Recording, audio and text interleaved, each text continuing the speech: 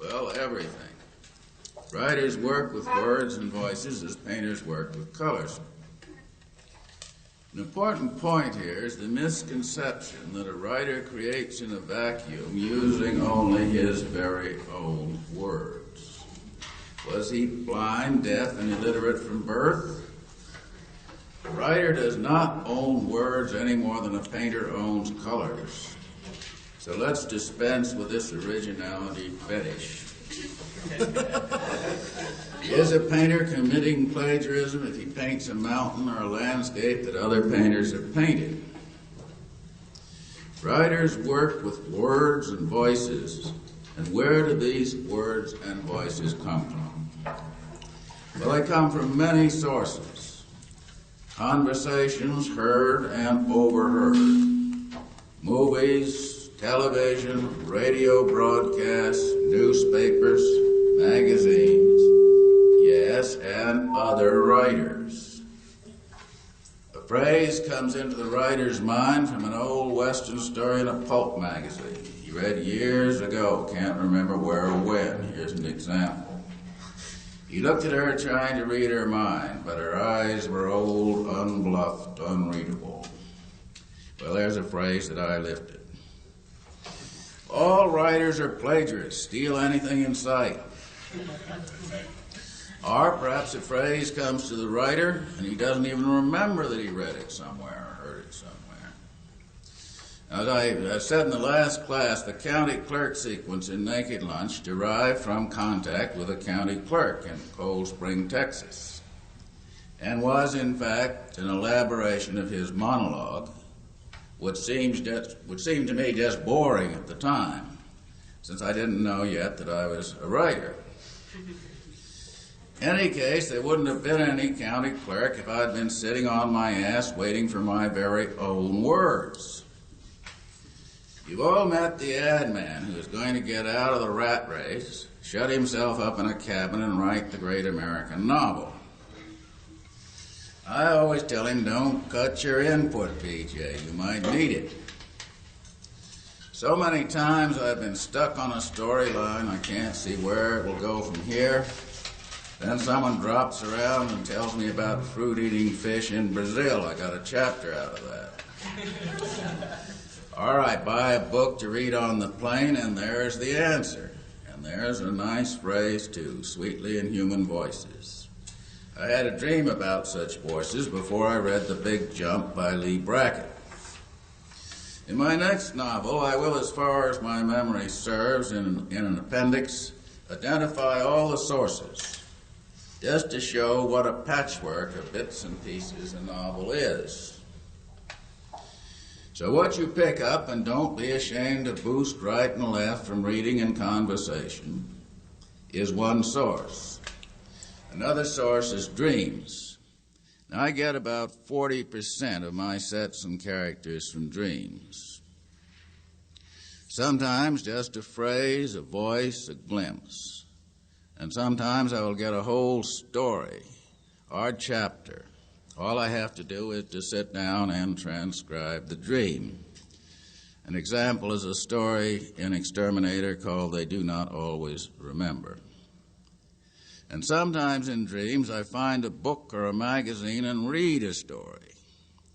So perhaps writers don't write, perhaps they just read and transcribe. Now, what are dreams made of? Much the same material as a novel. Pieces of old movies, newspapers, magazines, novels, sensory input. The line between subjective and objective experience is purely arbitrary. No objective reality could be experienced without someone there to experience it subjectively, and no subjective experience could exist without something to experience. Another source of material for the writers is the voices. The kind of voices that Raudev has recorded on tape, which he is hearing all the time, whether he knows it or not. He may think he is hearing his very own words. Well, if the tape recorder picks up the voices, so do you. A tape recorder is just a model of one function of the human nervous system. So consider the voices as a source of material for writing. You ask yourself, who would have said that? What does he look like? What is the context? As the voices say, get out of the defensive position. Look, listen, and transcribe, and forget about being original. I've spoken of the stylistic similarity between the voices recorded by Raudive and certain phrases heard in dreams. And perhaps the dream voices may have the same source. Just a few points about dreams here. Recent experiments have demonstrated that if an animal is prevented from dreaming by waking it whenever rapid eye movements and characteristic brain waves indicate that the animal is dreaming, he will soon show all the symptoms of sleeplessness, no matter how much dreamless sleep he is allowed. He becomes irritable, anxious, disoriented, and 10 days of dream deprivation leads to convulsions and death. One of the most important facts to have been established about REM sleep and dreams is that they appear to be essential to our health and well-being. So vital, in fact, that dreams obstinately resist elimination. When 8 volunteers were prevented from dreaming for 6 successive nights by waking them as soon as the EEG record showed the onset of REM sleep, they had to be roused only 5 times the first night, but by the 5th night it became 20 or 30 times. The longer the dreams were kept out, the more they tried to force their way in.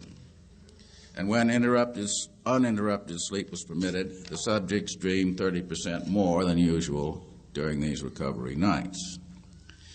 The conclusion is unavoidable. Dreaming is a biologic necessity for all warm-blooded animals. And dreams can be seen as the prototype for artistic expression and creative thought. The part played by dreams in writing and painting is well documented, and mathematicians and chemists have found the solutions to formula in dreams.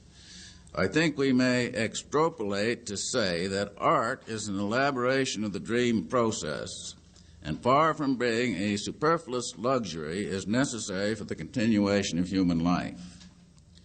No people so far contacted are without some form of artistic expression. When Plato banned poets from his Republic, he may have been unwittingly advocating a program of extermination.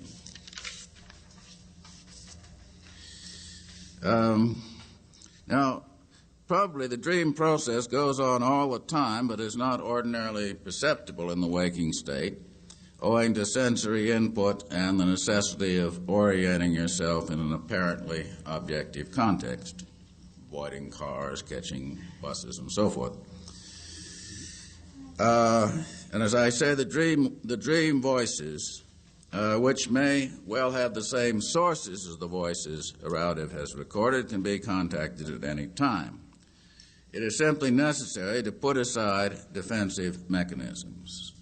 The best writing is achieved in an egoless state. The writer's defensive, limited ego, his very own words, is his least interesting source.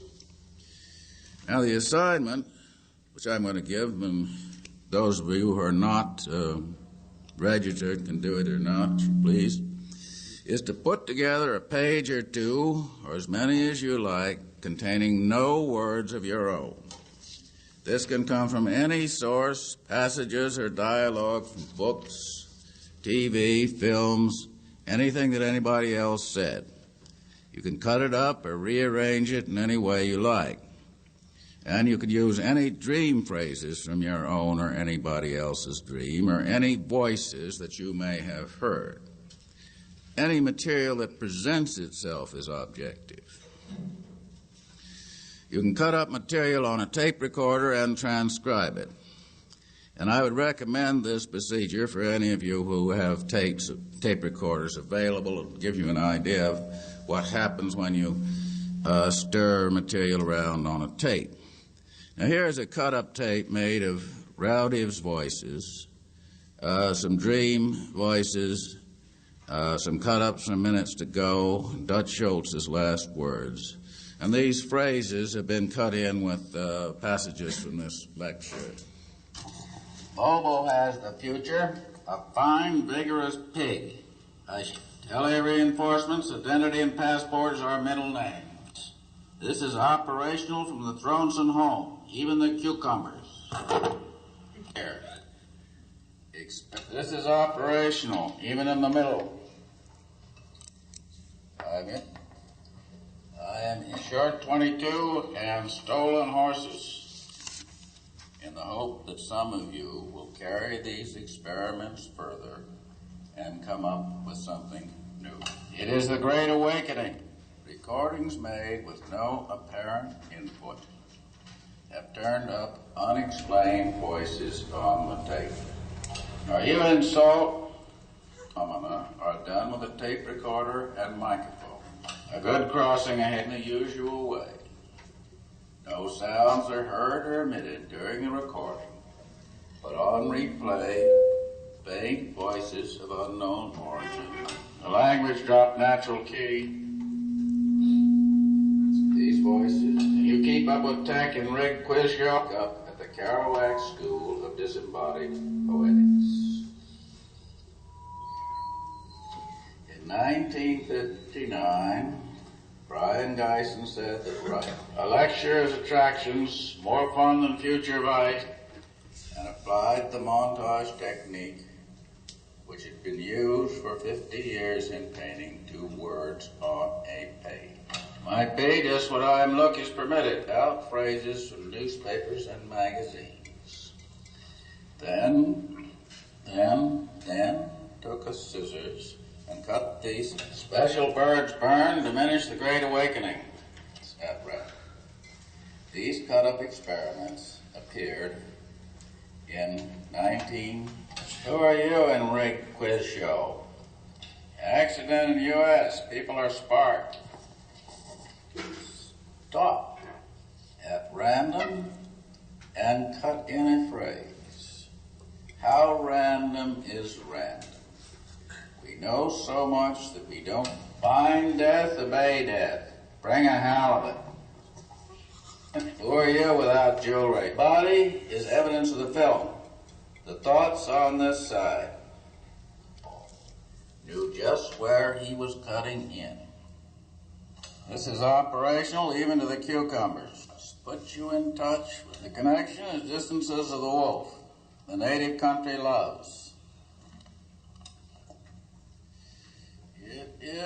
We still don't have the noun, the damage. Anything put out up to now is like pulling a figure out of the air. I'm going right back to the Sheraton Carlton and call the Milwaukee Braves. Miss Hannah Pugh, the slim model, drew from a piggy. This is the ants' language, the very quintessence of the British female sex. People aren't crazy, she said. Now that Hazard has banished my timidity, I feel that I, too, can live on streams in the area where people are urged to be watched. Are you in Salt? I demand our authorities. Horribly. Pulled a married couple off a jetty. Here are the cunning ones. We are here because of you. Here are the non-dead. Quark, Honolulu, Aris, Austin.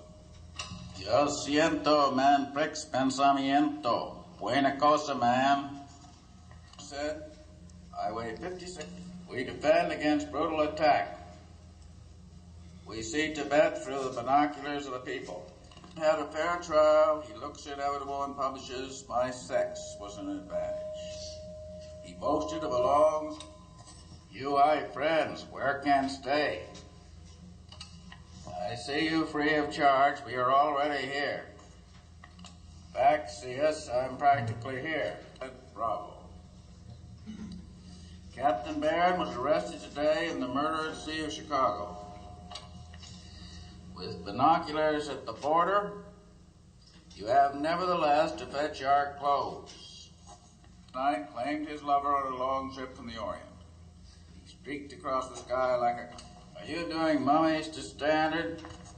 From a distance, observed a roaring blast and a brilliant flash as the operator was arrested. A petite, blue-eyed blonde streaked across the sky and clashed with glass. Bobo has the future, a fine, vigorous pig. Drafted, coordinated. Savvy shit. U.S. people into film orders. Yet, the reason I'm not buying a new couch is never learn it smells of the operational death. Our birds burn. So simply good right there. You hit her in this new revised edition of After the Great Awakening. Sure, what are you in Rig Midnight? Deep-eyed, unwelcome visitors permitted. The sheer shining color of police. The guard is manifold, is sturdy in the closet. I, Sequin, perfected this art along the Tang dynasty. Hurry to make the flutes. Fate decrees. San Diego up to Maine. Have you stolen horses with him? Class can be surplus, sir. Room for one more outside, sir, they said, and plunge 7th teenage. Are you in salt? It is enough. Reason submitted. Called it a bad time. Stallion crowns do a short 22 and heavy commitments. Caribbean swells to a roar. The Negro snapped the advantages. Who was raping them? Helpers of the Dean, the natural key. The doctors on the market. Milwaukee convicted of later and lesser crimes. Pudgy and... Who is police? We are the language here. Sphere these feet devoid of reality. Will Hollywood never... Pleased to choose studio postulated to you. Royal Knights, teenage, future time. Mine is here in the uncertainty. Can you keep up with tech? 1 ounce of the druggist of shit burned down the city. Give reinforcements. We see Tibet through the binoculars of the people. This is operational. Even wolves do not stay here. Swedish, unwelcome visitor to the Warren. Talent was gone, the temple reeked of time, principle, and agents in force. Here the birds burn, diminish the stopper. Obey death, bring a halibut. You can refuse, it is permitted. Well, now to combine the tape recorder experiments already described with Rowdy's procedure. Rowdy's recordings were made in a soundproof studio because he was concerned with demonstrating that the voices were recorded under controlled conditions and could not be attributed to accidental background sounds or voices, people talking in the street, a radio broadcast next door, or, of course, people talking in the studio. I think that anyone who examines the evidence will agree that he has, in fact, proved his case. So I'm not interested simply in collecting additional proof, but in the actual phenomena on tape, whatever its source. A soundproof studio is not essential. In fact, the first to pick up on the voices in 1959 was a Swedish painter, Fredrik Jurgensen, who was recording bird songs, and on playing back his recordings of bird songs, he heard a quiet male voice discussing nocturnal bird songs in Norwegian. And Jurgensen was the one who turned Rowdy on to the voices. Now, the first step would be to take Rowdy's recordings and process them, speed up, slow down, apply cut-ups, scrambling, and see what new words and voices emerge. And I will perform these experiments as soon as I can get the record he has put out. a record of the actual recordings. And meanwhile, I've done some simple cut-ups on paper and on the recorder using my own voice reading his recorded phrases. That was that cut-up. Now, this is only a beginning. Now, let us say that you are invoking Rambo.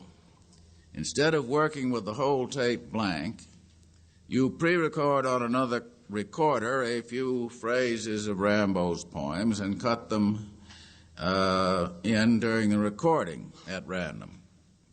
On playback, pay particular attention to the fraction of a second before and after the pre-recordings cut in. You can use the same procedure with any writer, living or dead. In the case of musicians or singers, music or singing can be cut in this way. Or in cases where recordings of someone's voice exist, these could be used. There are many variations. During the recording, project a film without the soundtrack and see if any of the soundtrack finds its way onto the tape. Or you could read silently Shakespeare, Rambo, the Bible, Newsweek, and see if there's any correlation between this silent reading and what is recorded on the tape. And you all know how a tune can stick in your head and play over and over. Would such compulsive subvocal playback be picked up on the tape? Hearing voices is a diagnostic indication of schizophrenia, according to the psychiatrist. Question is, could these voices be picked up on tape in the vicinity of psychotic patients? So far as I know, the attempt has never been made. So there are very, very many experiments that could be made that have not been made.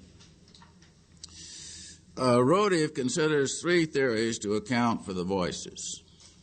One, they are somehow imprinted on the tape by electromagnetic energy generated by the unconscious minds of the researchers or people connected with them. Two, the voices are of extraterrestrial origins. Three, the voices come from the dead. I have a slip of the typewriter here, and a slip of the voice or a slip of the pen or a slip of the typewriter is always something to pay attention to. It may be what you really meant to say. Instead of the voices come from the dead, I wrote the voices some from the dead. He then crosses out number one, the imprint theory, because it is, as he said, technically impossible. It seems to me that we are operating in an area where technical impossibilities, in terms of what we know about magnetic tape and the way in which sounds and voices are imprinted by the usual means, no longer applies. We could make tapes where the participants concentrate on imprinting certain voices. Suppose we take 20 Kerouac students who have read his voices, who have read his novels, yes, his voices, to be sure, heard his voice on tape, seen photos of him at various ages. They all gather in the studio silently concentrating on Kerouac. Now, would this have any effect on the content of the tape? Well, I don't know. But even a high correlation, say the recording of voices purporting to come from Kerouac, would not prove that the voices are imprinted by concentration, conscious or unconscious, of those present, but would suggest that the voices might be influenced in this way. Remember that your memory bank contains tapes of everything you have ever heard, including, of course, your own words.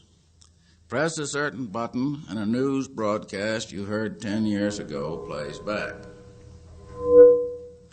There's ample proof of this vertiginous warehouse of data stored in the human nervous system, with no method so far devised of passing it along to disposal. Under hypnosis, people have remembered in detail conversations and events that took place many years ago, and this has been confirmed by witnesses. Of course, a more precise experiment would be to have the subject remember a tape he heard 10 years ago, and then compare the original tape with a tape of his recall. And hypnotic subjects have been able to recall exactly what doctors and nurses said during an operation. And such recall, particularly if it has a menacing or derogatory content, can be extremely disturbing. One thing is sure, he don't look good. A filthy mess. Sew her up, it's inoperable. Clamps, nurse, he's bleeding like a pig. Prepare the patient for a heart shot. A round of drinks, he dies on the table. Now, these irresponsible observations are recorded and stored in the patient's memory bank, enough to convey a permanent patient status. You see, the doctors didn't know that the patient can hear when he is unconscious, and that the so-called unconscious may well consist precisely of what he has heard while unconscious from anesthesia, drugs, alcohol, shock, fear, and pain. That fits right in with Freud's theory of the unconscious as something that was so frightening or so traumatic that he has forgotten it. So doctors were not aware of that. Well, they know it now. The reference, Future Shock, Esquire, Christmas issue, 1971. Dr. Cheek, who carried out hypnotic experiments on post-operative subjects and found they were recording every word and sound in the operating room, recommended that silence be observed during an operation. Because what the patient hears during an operation is filed with all his tapes of pain, fear, helplessness, and hostility. All the horrible, frightening, and disgusting things he has ever known, awake or asleep, conscious or unconscious, from his conception. You know the old joke about the couple who adopted a French baby, taking French lessons so they would understand him when he started to talk. Well, like many jokes, it's not a joke. Dr. Truby has found that children adopted at birth by parents speaking a different language may be retarded in consequence, since they have heard and stored the mother's language in the womb. Well, there are years of tape-recorded tapes, day and night, stored in your memory bank, and film to go with it, talkies, feelies, smellies, tasties. And any of these tapes can be activated by touching an associational switch. You're walking down the street and something you see, hear, smell turns on an old tape you haven't heard in 20 years. Now, why did I think of that? Everyone you have ever known, however briefly, is there on film and tape. Take a look at these talking films and tapes, and you will begin to notice that certain words and characters tend to recur. The rude clerk in Hong Kong bore a strong resemblance to the rude clerk in New York, and both used the same words to indicate they did not have what you asked for. I never heard of it. And similarly, the nice clerk in Tangiers looked like the nice clerk in London. The more you look at it, the more it looks like a tired old film. Nice voices, nasty voices, good guys and bad guys. The old game of war from the Stone Age to eternity. Are we men or toothless crones? How long will we allow the filthy Zambezi to plunder our fishing territories? As free men, we cannot stand idly by. Geez, when you hear that, it's time to get yourself hid good, and the deeper the better. And I say to Russia, beware the fury of a patient man. A good crossing, the earth disintegrated. Old war tapes. We all have millions of hours of it, even if we never fired a gun. War tapes, hate tapes, fear tapes, pain tapes. Happy tapes, sad tapes, funny tapes, all stirring around in a cement mixer of voices. Raudive dismisses the possibility that the voices might be of extraterrestrial origin because they are too banal. Well, there's no reason to think that we have a monopoly on banality. Besides, the voices may contain a code to be extracted by speech scramblers or other processing. As I have pointed out, some of the communications are in a cryptic code style. Now, his reasoning exemplifies the era of either-or thinking. Having categorically crossed out 1 and 2, he is stuck with number 3. The voices come from the dead. Now, I could suggest other possible explanations. For example, the voices are a playback of recordings stored in the memory banks of the experimenters and are played into the tape recorder just as one tape recorder with a lead can record directly onto another. This would account for the fact that no voices are heard during recording, but only on playback. Or why not all 3 possibilities and the others he hasn't thought of in various combinations, some from the dead, some from other sources. Now, the psychiatrists tell us, with little more evidence than their words, informed medical opinion they call it, that any voices anyone hears in his head originate there, and that they do not and cannot have an extraneous origin. That way, witchcraft lies. The voices are either objective or subjective, whereas all sensory phenomena are both. If you look at a lampshade and see a snarling dog head, you are still looking at something, that is, receiving oral input. If you scan meanings in English out of an Arab radio broadcast, you are still listening to something, that is, you are receiving oral input. Even in sensory deprivation, your body sounds would be recorded as objective input. And by objective, I mean recorded in your memory bank. The whole psychiatric dogma that voices are the imaginings of a sick mind has been called in question by voices which are of extraneous origin, objectively and demonstrably they're on tape, as they're on tape whatever their origin. And that is the basic point of these experiments.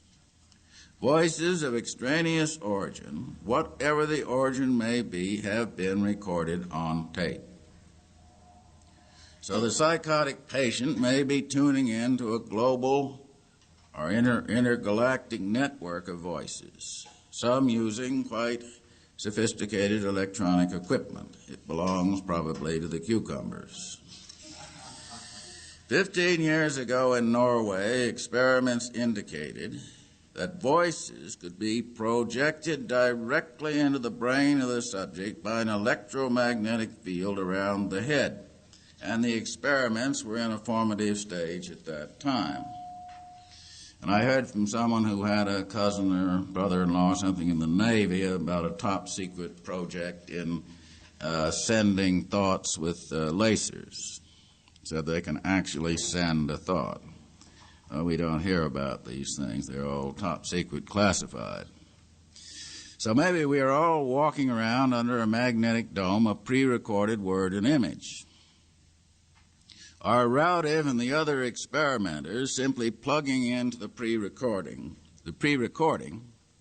which is always a little ahead of him because twice as fast. See, the voices recorded are about twice as fast as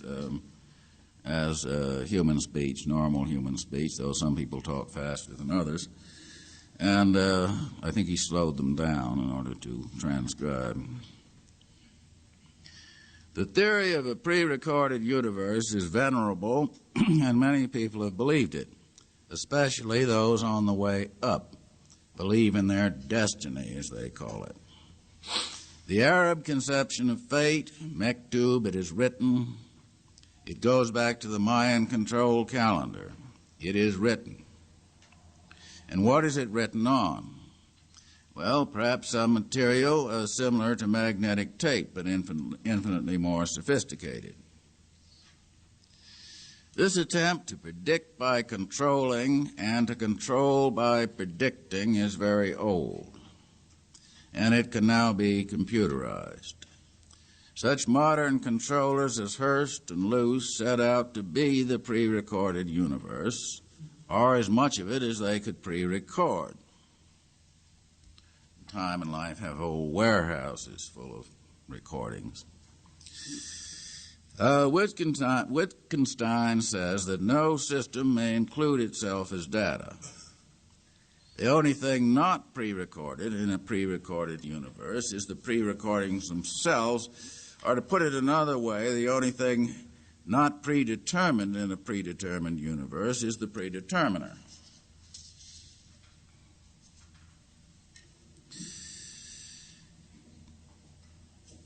So, of course, we are listening to pre-recordings of pre-recordings to infinity. However, by listening to and processing a pre-recording, you nullify its impact as a control instrument. What might have shocked your grandmother into a cataleptic state is dismissed with a weary shrug by teenagers today.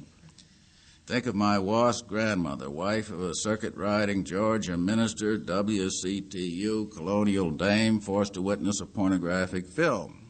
Be the end of it. Well, don't blame Grandma. In actuality, the change didn't happen all at once, but by a series of gradient steps. As soon as any data is widely disseminated by the media, it loses its shock impact in time. So then the machine has to feed you the pre-recording above that, and on back on an infinite tapeworm to the pre-recordings which must exist somewhere in some form. Pre-recordings to the people.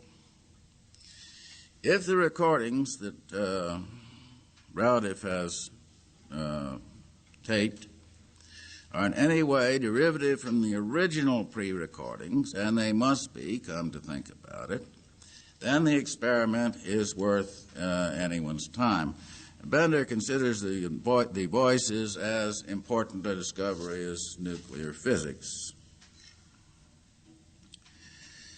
Could you, by cutting, overlaying, scrambling, nullify the pre-recordings of your own future, change it? Could the whole pre-recorded future of the human race be nullified or altered? I don't know. Let's see. And don't let any smooth old voices ease you out of it. There are certain things, my son, that human beings are not permitted to know, like what we are doing.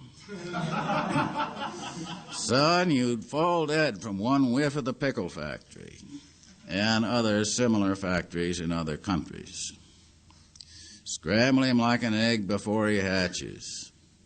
What is this? His hand is one of the unbearable mysteries, and the other players can't see his cards that he rakes in the chips, and then says the chips are his cards, $1 billion on the board. Now, we know that words can be wiped out from magnetic tape by a magnetic field. Now, suppose some sophisticated magnetic device could wipe out all the bad tapes in everybody's memory bank. Our chap will run on the clean slate ticket. I'll stop for some questions and discussion. Question? Yes. Nebutal or something like that. And then I was given sodium pentothal and trying to stay alert while going under the last thing that went was my hearing. All my other senses went before then. Mm-hmm. Yes. Well, naturally, your sight would go first. Yeah. Yeah. That just kind of folded back. And hearing was the first thing that came back. Did you remember anything from the operation? No, I don't. No. Well, it's there. It can be recovered. Yeah. Yes. In meditation, I sometimes have the experience of getting bored with pre-recordings, and they just stop coming up at a certain point, like in really long-term meditation.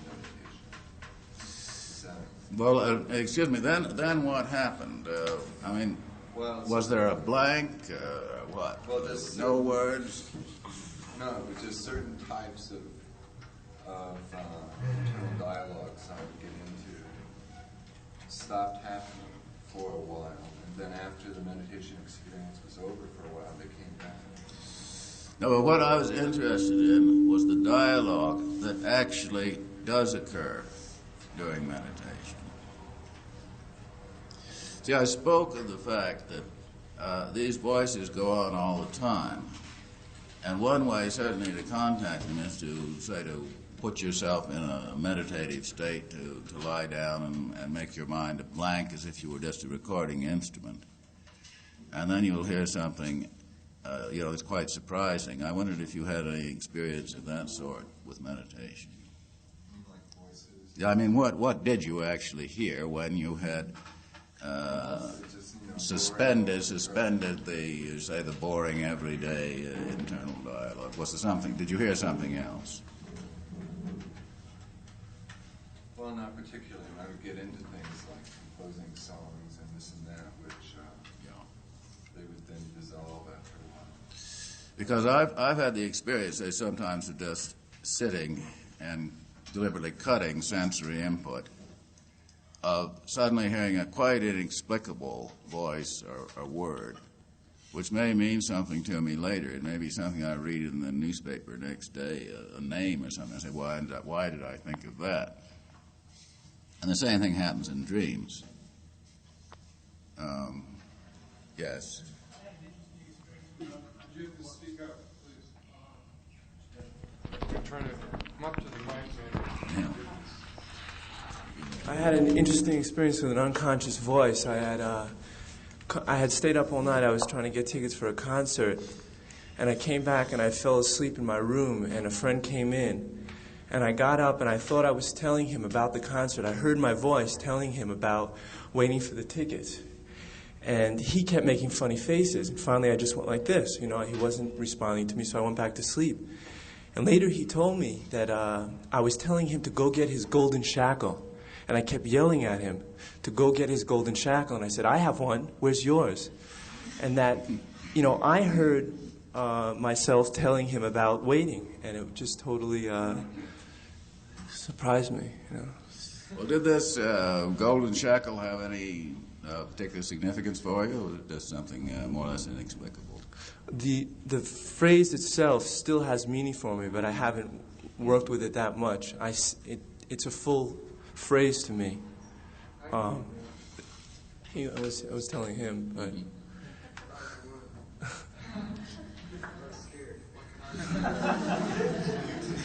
because he wasn't responding. His responses were totally out of tune with what I was saying. No, I don't understand. Were you still asleep or just waking up? I was sitting up I remember sitting up in my bed talking to him. I was up. Yeah. But apparently the voice that I was apparently speaking. partly still asleep. Right. Yeah. Right. Mm-hmm. Yeah. I see what you mean. Yeah. Speak next, please.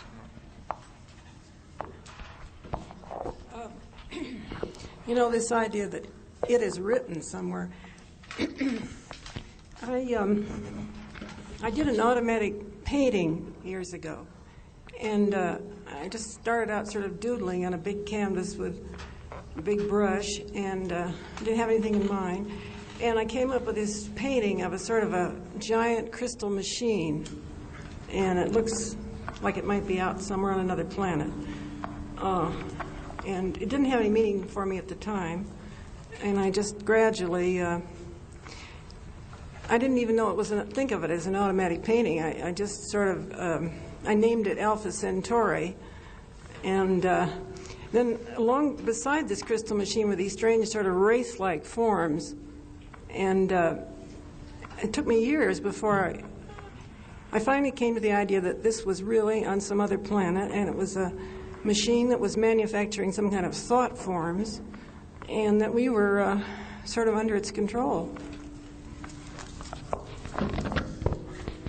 Well, yes, I've had experiences like that of something that seemed to come more or less automatically. It may be writing, or I don't draw, so I don't get much through that avenue, but which later has some very definite meaning, or later will be something that I use in a story. I'll say, well, that's what this means. Now, I think we all have those experiences. Yes.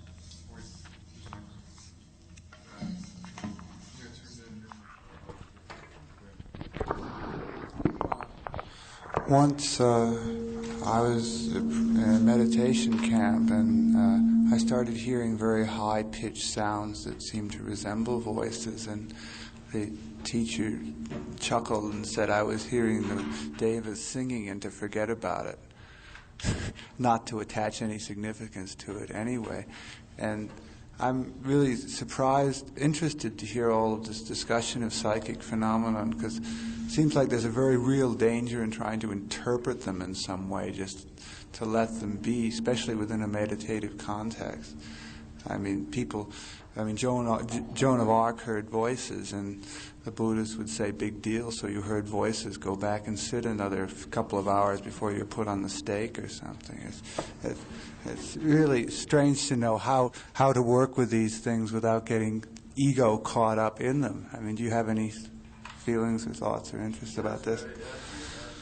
That's a point where I have a very sharp disagreement with the Buddhists, because they say that everything that is for me material for writing should not be paid attention to.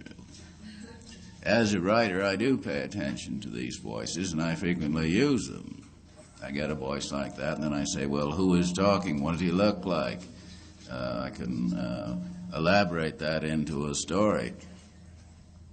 So if they just tell me that I shouldn't pay any attention to these voices, I don't pay any attention to them. Well, that's the context that I'm talking about here. But you don't attach yourself to them and get caught up in them. I use them. I use them in writing. I don't know what you mean by attach myself to them or get caught up in them. I elaborate from them or use them in some way. Yes. If we could pause for a moment, I have to. There'll be some trouble with this. Excuse me, we've got some technical difficulties here.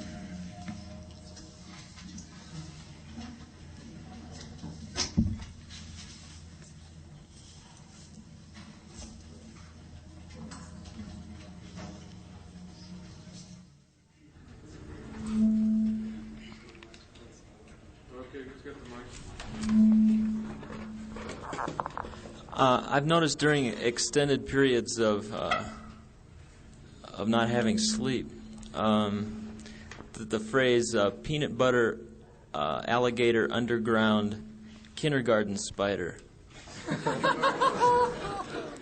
What was that last again? Peanut butter alligator underground kindergarten spider. Kindergarten spider. That is a fighter in kindergarten. Is that what it means? Spider. Spider.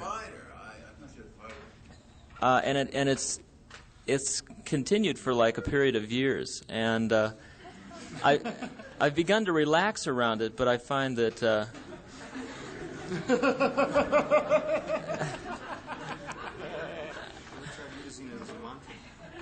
no, I've tried to use it as a mantra, but I'm wondering whether it's there all the time, and whether if I enter a state of mind in which either the voice itself is slower than I usually hear or faster, that's when it's made access to my hearing faculty. Well, that is something we don't know a great deal about. We know that we have all these voices stored on tape, and that they're there. Then they can be activated to replay by various factors.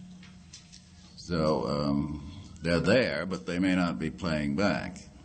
I'm also interested in what's your definition of a psychosis, or where is that point where a psychotic would hear a pre-recorded voice, whereas a person in some form of sanity isn't?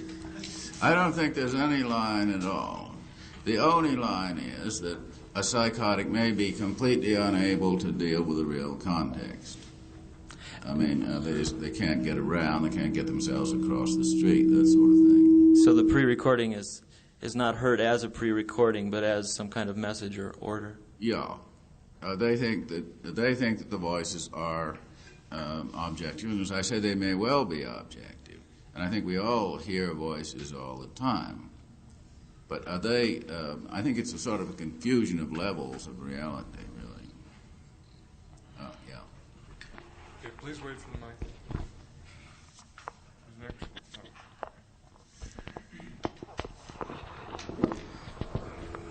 Your concept in the Naked Lunch on the sender turned my head around completely.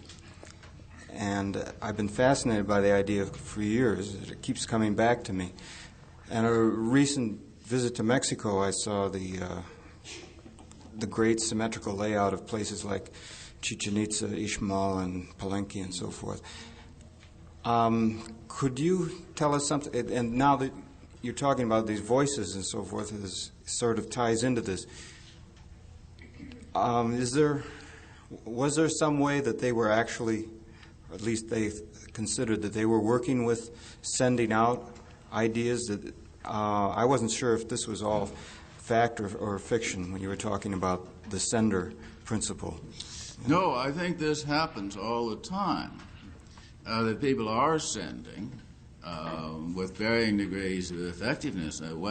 After all, what is a salesman saying? Buy my product, buy my product. He is trying to send something into the mind of the client. So this happens all the time. But we could easily conceive of a group of people who were sending voices to a whole population. Let's say with such equipment as I have described, that is the electromagnetic broadcast which produces voices in the mind. Do you see those temples that they've built in the Mayan area of southern Mexico? Were those utilized as some form of energy accumulator and dispenser? They might well have been. There's a lot been written on pyramids lately. There's several interesting books on the psychic energies created by pyramids and by people meditating in pyramids. So that may well be a very important factor. How did you come across or get turned on to this idea of the sender, the one person who would be, say, in a tower sending? One person or any number. Well, from studying the Mayan civilization and the fact that the priests consisted of about 1% of the population, and they really seemed to keep 99% working. Much of the work, so far as they were concerned, that it wasn't food, it was building these temples, without any formal police apparatus. So that I said, well, they must have used some sort of psychological control. Thank you.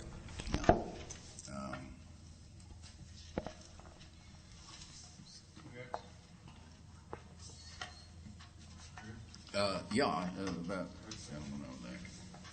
Sorry, the cord is very short. Have to wait a second.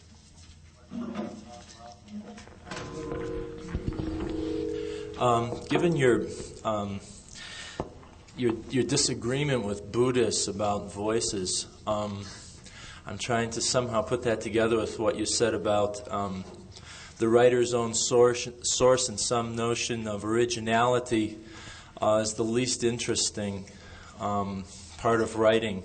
What I'm curious about then is your conception of ego, and where that fits into those voices that one might transcribe. Well, I think that in order to receive the voices, you have to suspend, should we say, the everyday sort of defensive internal dialogue. So you do achieve a state which is more or less egolessness in order to receive the voices. What's the difference between those internal voices and, the internal dialogue and the voices? How do you discriminate that? You don't. You don't. You don't. You just get it out. Yeah. I don't think there's any sharp line at all. Mm-hmm. You don't know how much of what you are hearing is objective or subjective. Uh-huh. It's mixed, highly mixed. Okay. Oh, that has something to do with some difficulty I had Tuesday with somehow putting together some notion of spontaneous poetics and notions like first words, best words, with doing the montages or the cut-ups as opposed to just getting the stuff out on paper. You hear the voices, even if it's from an egoless place, and you put it down on paper. It seems like there's as much problem with ego in contriving and manipulating pieces of paper as there might be trying to figure out which voices are defenses and which ones are the real thing. Well, you don't have to figure it out. They're all mixed. It's a question, of course, of what is usable for your artistic purposes. But by actually cutting up and rearranging, you get arbitrary combinations. You see, that keeps you from contriving too much. You're faced by something that has actually happened, been created from the actual cut-up. And I think that's a very valuable exercise. I mean, it's similar to an artist testing colors on his palette. Say, what does this look like? Let's stir it around and see what we get. You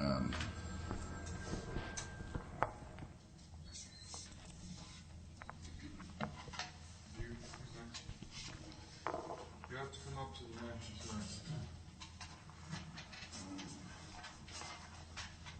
I think it's pretty evident that telepathy is a fact, and perhaps the first point one ought to make is that the tape recorders which have picked up voices ought to be analyzed. There might just be something electronically in there which we've been looking for, in fact, to pick up thoughts.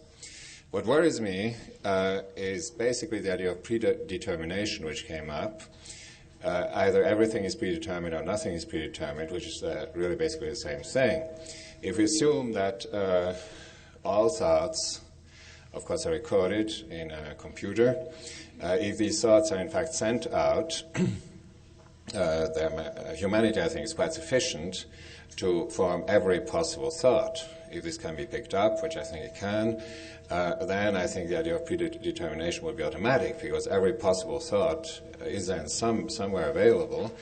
It could be, of course, that this is universal, but I don't think that the fascinating idea that if you would change the pattern of 100 billion thoughts floating around and being constantly available, that this would change our future by cutting out these uncuttable energies.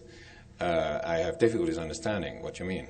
Well, I don't think that we have uncuttable energies, and that, as I say, I've illustrated that any data, once it is out in front of people, loses its power to some extent.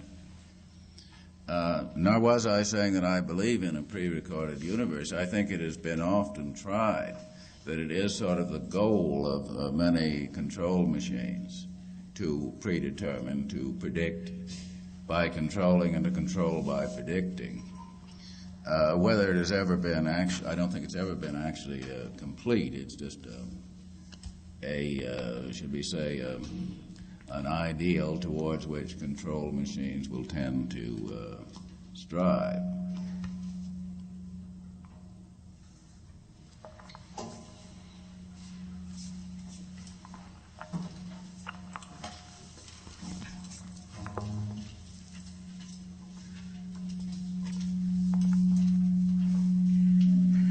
I'm a painter, and I've been using the cut-up technique in my painting. I'll do a painting of, say, stripes, and then cut it into strips and reassemble it.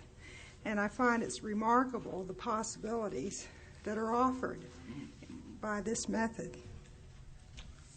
Yes. As Brian said, writing is 50 years behind painting. If you use these methods that have been used by painters for so long, then you're accused of promulgating a cult of unintelligibility. I mean, no one paints cows in the grass anymore, but bestsellers are still basically cows in the grass. That is, it's purely representational narrative. Let's see. Yeah. Okay.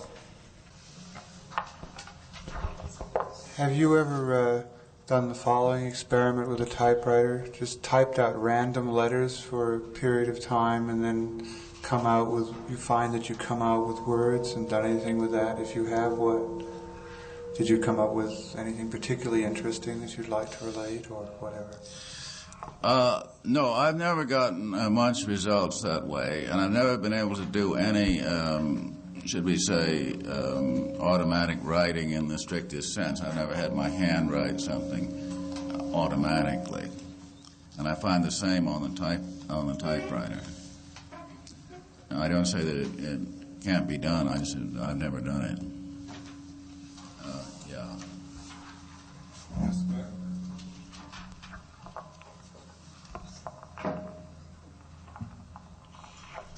I read an interview with you once in Rat magazine where you said that nothing happens unless it's written.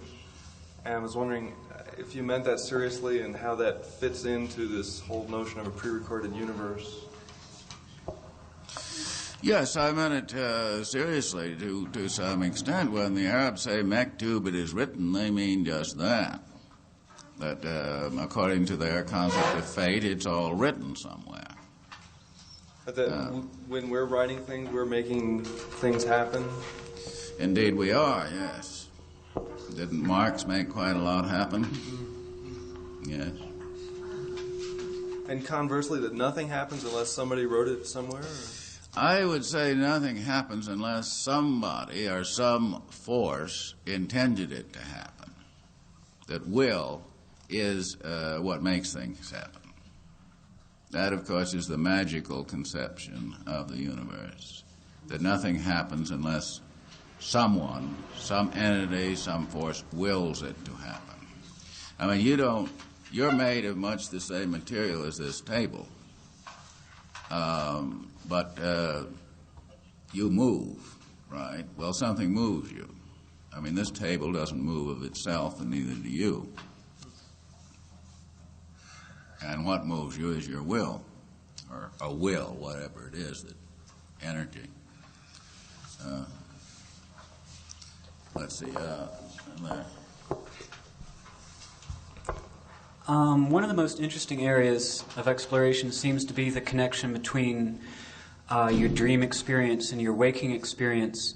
And it also seems that the way we've been conditioned not to make this connection is by a whole lack of focus in our dream experience or our memories of dreams. And I was wondering if you had any suggestions of how we can have a more focused connection between our dream awareness and our waking awareness, and how we can use our dream states within our waking state. Well, yes.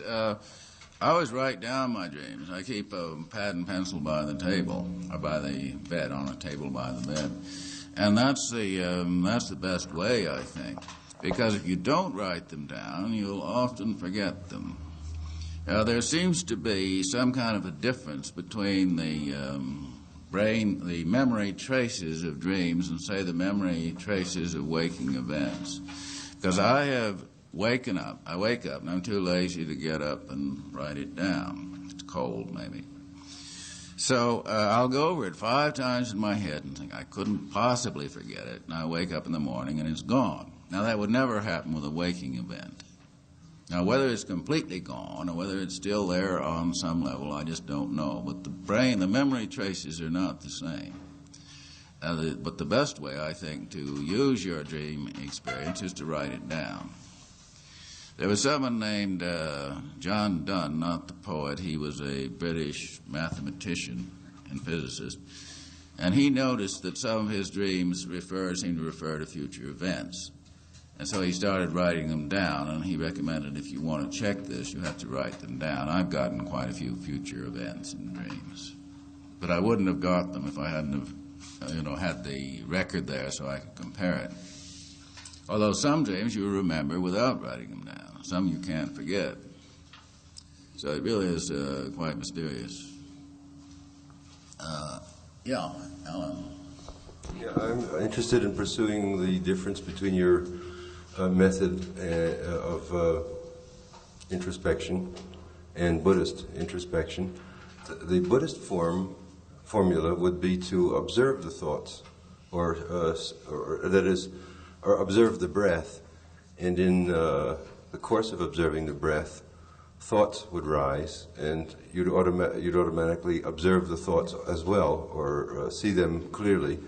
Their point would be not to become attached to them, in the sense that not to enter into them to the point of getting perspective lost, that these are voices. In some respects, your own practice is similar, because what you're doing is isolating the voices, exploring them to some extent, but without entering into them in the sense of taking them as a final universe. But actually, you're approaching them suspiciously as possibly pre-recorded attempts at a con job on your mind, which is basically also the Buddhist point of view, which is that all voices, all interior dialogue is a con job, or a conditioned, automatic conditioned repetition of a tape, which is in a sense a con job on present consciousness, so that your image of a clear consciousness would be blue space without any content, and that's very similar to the Buddhist image of Dharmakaya, actually. So I'm wondering exactly where is the divergency here. Is that an aesthetic divergency in that you're interested in describing the structure of the con job? No, I was simply interested in getting material for writing for a novel. Right. So I've talked to Buddhists about out-of-body experience and all like that, and they say, well, you shouldn't pay any attention to that. Well, I said, it's my business to pay attention to it. That's where I get my material. Mm-hmm. No doubt, if your mind is a complete blank, if it's empty of everything, then you would have nothing to write about. Mm-hmm. Well, yeah. So the Buddhists would say there would be people that would have nothing to write about, except that they would also say nobody's mind is empty, that samsaric thought is continuous, or what you would say, the samsaric thought might be the equivalent of what you were terming a large-scale electromagnetic dome. Yes. Well, that would what I was talking about there was that there might be and probably are attempts to control in this way through broadcast, but they have never been completely successful.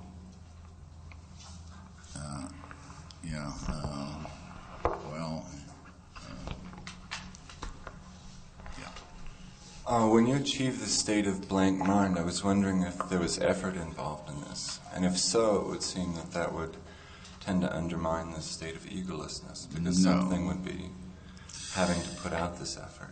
It's an inverse effort. The most difficult thing you can do is to do nothing, although it should be the easiest. So the easiest thing to do is the most difficult, just to do nothing.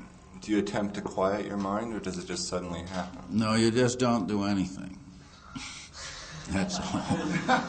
So you have to wait a while for your mind to quiet then? Well, you may have to, and you may not. It may not quiet. But it isn't an effort. As soon as it's something you're consciously doing, then you're not doing it. I mean, if you're trying to impose blankness on your mind. Well, I've had that experience before. I mean, just tuning into the environment in a really intense way and actually blanking out my mind and identifying with the environment, and then finally coming to understand that I should give that whole idea of meditation up. Well, sure.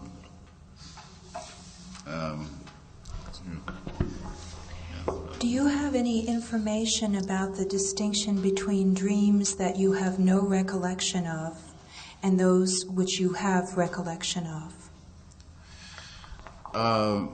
Well, if you have no recollection of them, I don't know how you can compare them. But I have pointed out that if you don't write a dream down, you will often forget it. But other dreams, you remember whether you write them down or not. Now, I don't know why. Now, they may be, the dream that you remember may be purely banal. It doesn't have to be an intense dream. So it's just really something that I don't know. I don't think anybody does. No, I simply meant that, dreaming occurs all the time, and there are only some dreams you remember, or faintly remember. Yeah. Well, I don't know why that is. Because there doesn't seem to be any common denominator. If you could say that you remember intense dreams, or that the dreams that you forget are of a certain category, but I've never found that to be true. Yes? If I want to ask a question, it's probably easier to come over here and... I think Ms. Luster has a question there.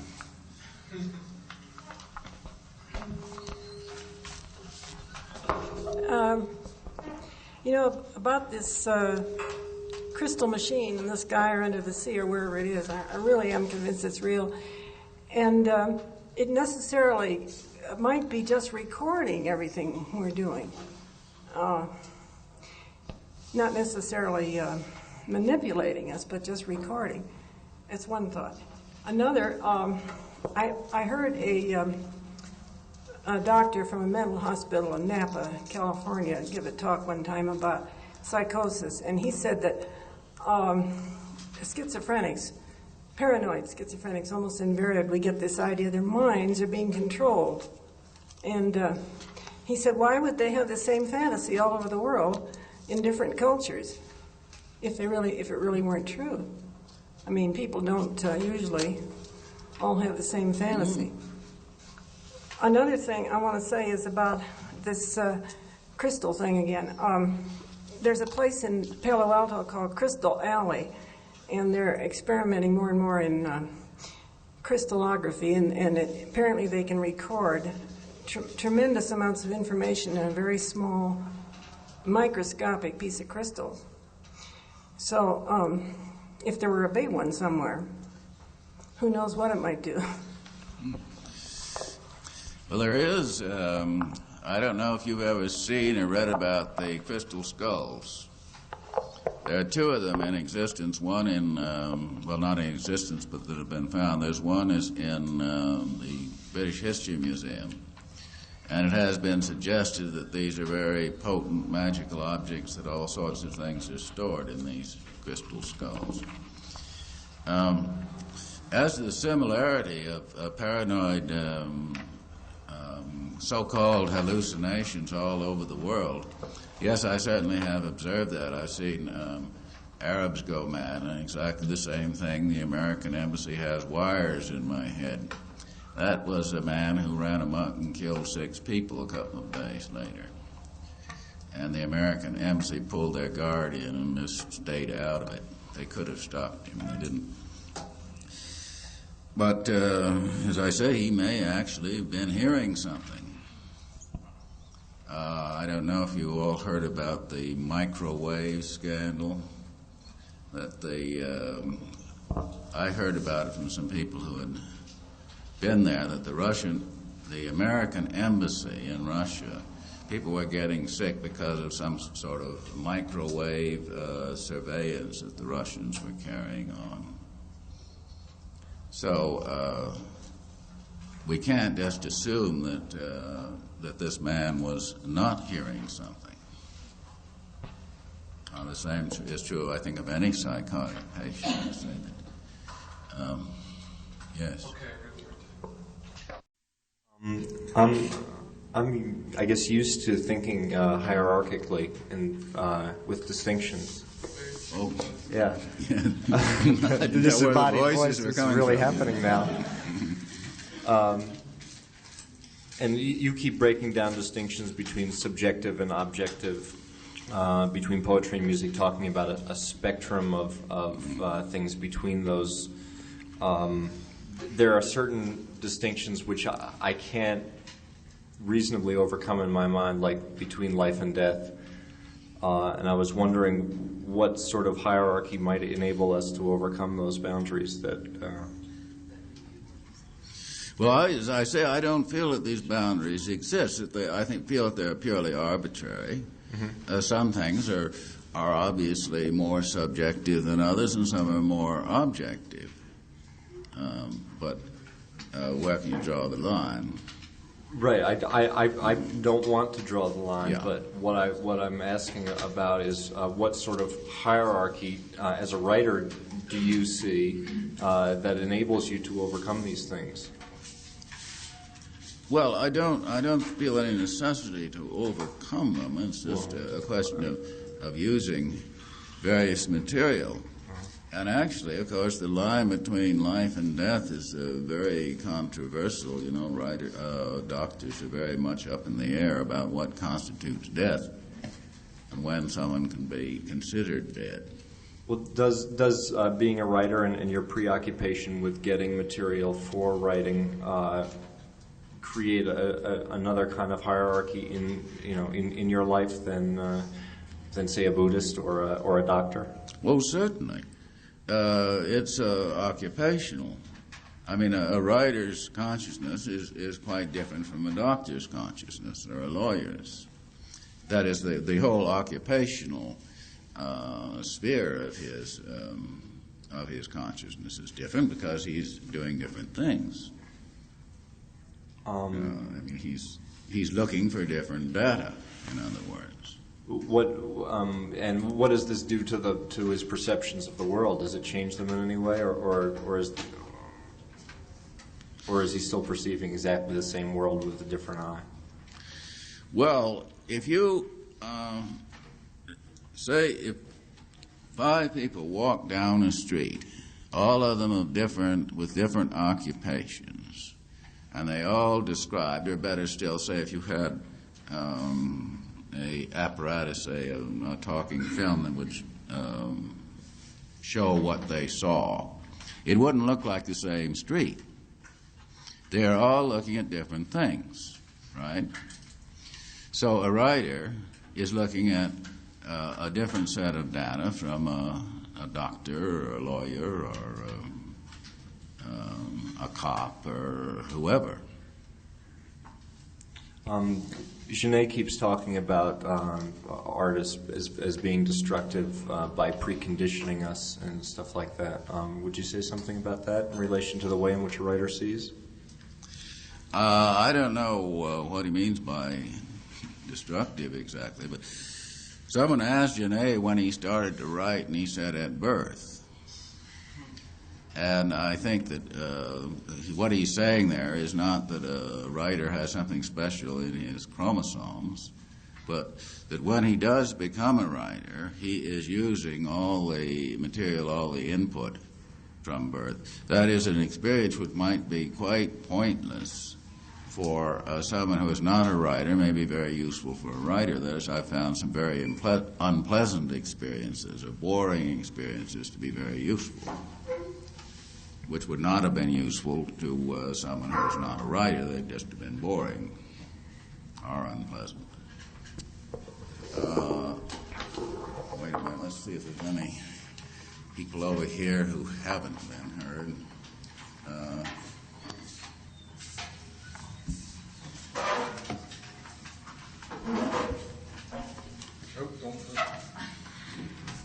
Is it at all possible that you have been writing for the Western world who are not in general meditative, and that you have been opening their minds to the result of the voices in your head, which expands their thinking, whereas the Buddhist meditation teacher is dealing with students who are being trained in Eastern methods, where everyone will reach a state of hearing their own voices, and therefore he is speaking to a different audience when he says, don't pay any attention to those voices, go on to another goal. Well, yes, I would certainly agree with that. But I really think that that by and large the goal of enlightenment is not necessarily the goal of a writer. Let's see. Who else? Where is that? Go ahead. Well, sure, go ahead. You want to read something? Go ahead. Anybody else?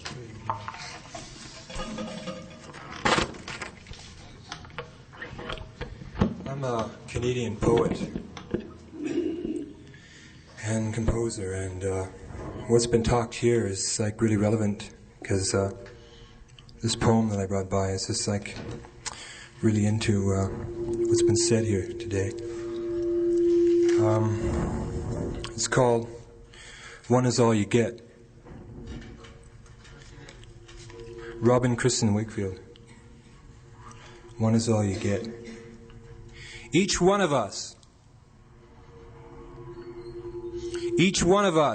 us, U.S., us, USA, a man's son.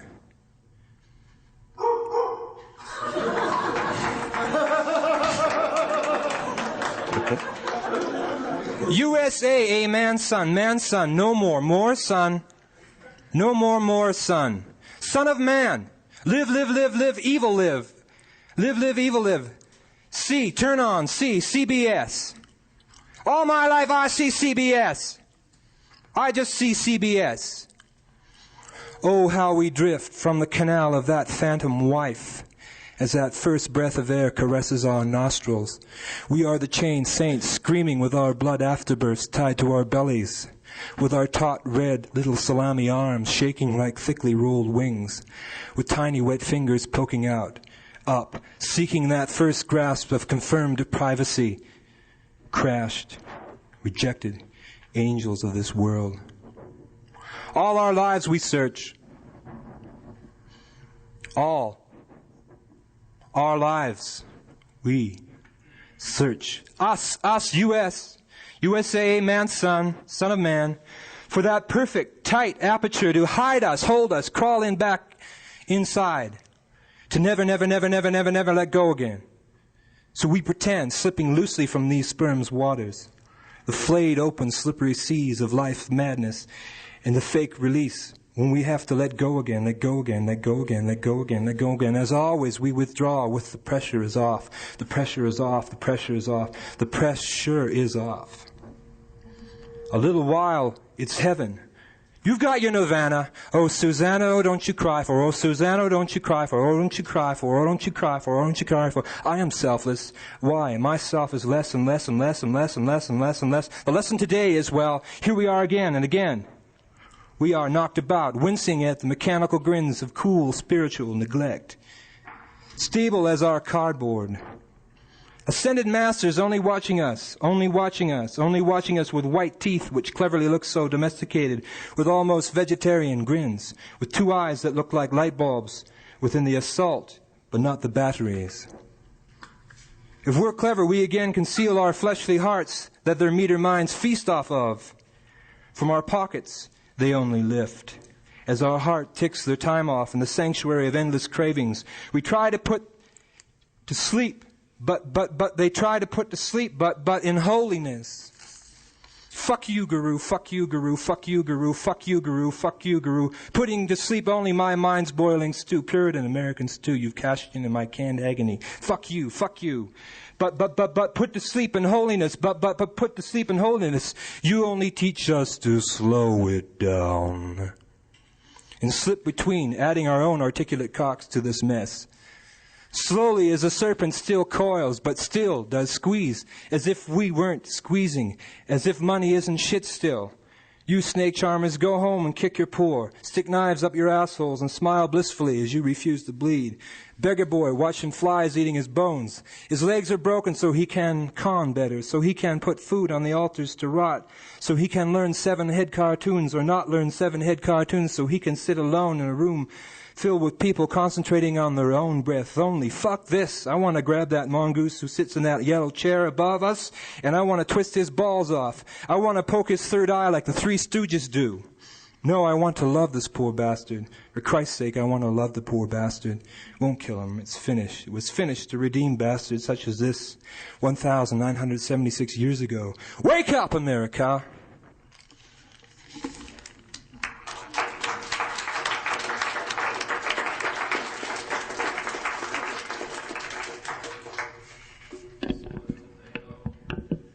Got some more questions? Okay. Over there. Yeah. Right here? Three here. Well, I've often, nearly a third of my dreams occur on a different planet, and I've always been interested in whether these are the dream voices or whether, and I don't know too much about Buddhism, whether they are the occurrences of past lives coming back through me, because in the dreams I always seem to be a certain person living in a certain lifestyle, but yet on a totally alien environment. And a lot of the words I use and a lot of the words that come out are from these dreams, and it's so solid that it can't be ignored because it's been going on for about 3 years. And I just wonder what the Buddhists think about past lives and how if they could come back through you through the dreams, or whether these are projections from another planet. Well, I don't know. But I've had the same experience, of another planet landscape, and where I'm a different person with a whole different consciousness. Whether these are past lives or what they are, I don't know, but they're something. They're data. And with talking about the paranoids, R.D. Lang says that the normal state of man is paranoia, and that's from the control that society has placed on him. So are you postulating that this control that's going on is the same that he is talking about? Of other people programming other people? Yeah, other people are programming other people all the time. And any group of people is programmed by, say, the culture in which they're born and brought up. That's what cultures do, is program people. And you'll find when you study so-called primitive societies that what may be perfectly acceptable behavior in one society is absolutely unacceptable in another.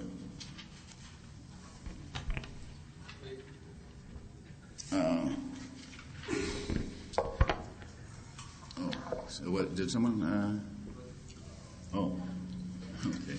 What's the feedback over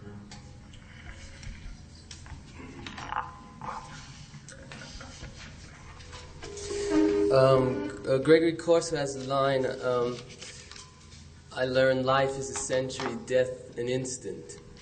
Do you think there's at least a sharper line between life and death than poetry or song, or that, You mean, death is as big a mystery as life?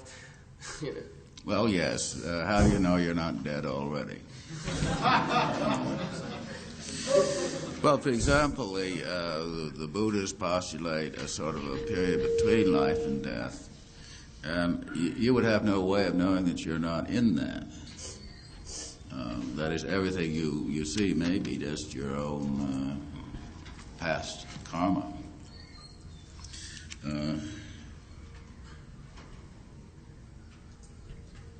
Well, could that be?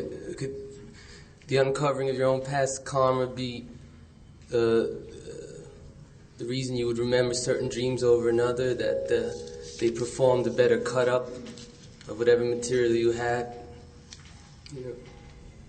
That they just sliced a bigger view for you, and that's no matter how banal.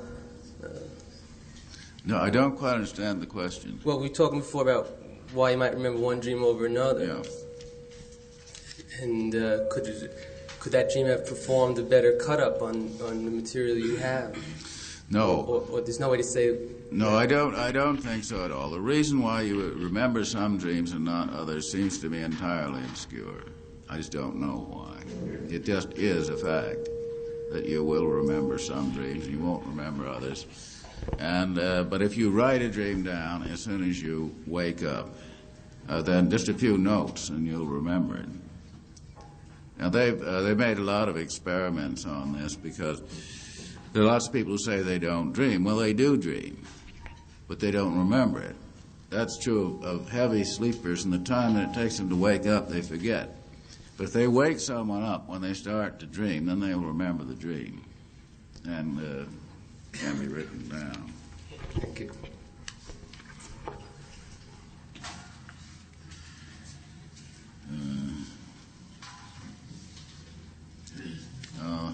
Yeah, some more questions over there.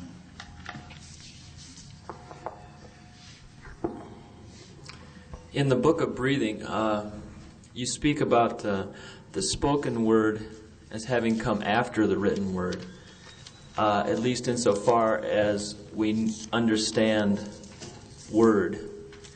Could you elaborate on that, how we understand word? Because in my sense of the origins of words, animals have a communication system that's unwritten. And humans, obviously, having evolved a written system, it came from what I consider a spoken language, or perhaps an architectural language. But what do you mean, word as we know it? I've always thought that the spoken word came first. Well, I mean that the concept of the word implies writing. See, animals talk. There's no doubt about that, and they communicate, but they don't write. Therefore, they cannot make experience available to other animals outside of their communication range or to future generations. But the whole concept of human speech, because it refers to things that are not there. When do you need words? As soon as you need to talk about something that's not there, you need words. If something is here, I can point to it. You don't have to know a word of a language. You can go into a shop and say that and that. If you don't see it, if it's not on the counter, then you need a word. So there's a great difference between communication and a language. I had a lot of talks with Dr. Truby about this. Do dolphins have a language? And what does a language mean? Well, a language means referring to a symbol system. And, well, you'll say there are illiterate people that don't write. There aren't any illiterate people that talk. You show that illiterate person a diagram, say, point here, go to town here, here's this and this and this, and he will understand perfectly. Show that to an animal and they won't. You could show a cat how to get food. Unless the cat can smell the food, the diagram is going to mean nothing to the cat because he is simply not set up to deal with a symbol system. See, a language is a symbol system, and it's not the same as communication. Well, the symbol system that you used in the Book of Breathing implies that the symbolization or the process of putting down a hieroglyph or an ideogram in some way is self-fulfilling in terms of like King Tut's curse. Just the fact that the curse was written in stone fulfilled its function, and that anyone reading the curse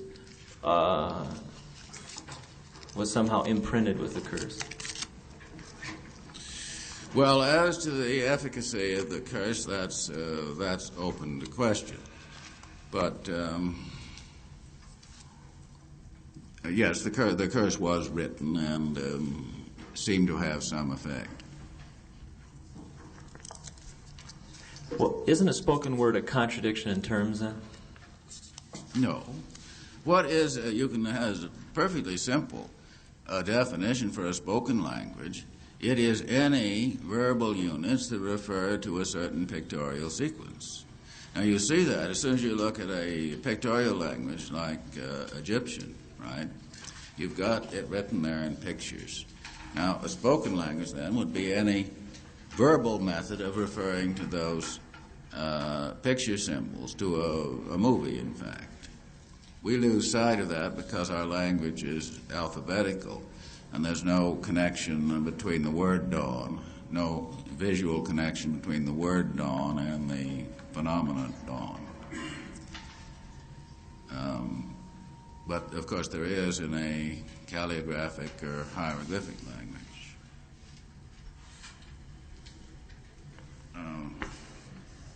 Well, wait a minute, there's someone right beside you there that has something to ask. Relating to what we were speaking about before, about these phenomena and attachment, do you think that just recording this material might constitute an attachment to it of a sort, or bring about an attachment to it? It depends on you. I don't know. I mean, does reading a newspaper bring about an attachment to what you read? In some cases, yes. Because relating to the whole practice of Buddha's so-called ignoring this, I mean, my experience with that has been that these experiences tend to adhere to you, perhaps by the very attempt of trying to ignore them. So this becomes some kind of antimatter band-aid or something. Well, according as I understand it from Alan, according to Buddhist practice, you're not supposed to try to ignore the voices. You're supposed to look at them objectively and without attaching yourself to them. Actually, to be more precise, to observe the rising, flowering, and the dissolution of all mental phenomena. To observe the whole process of its arising and disappearing. Is that right? Sure. Yeah. Good.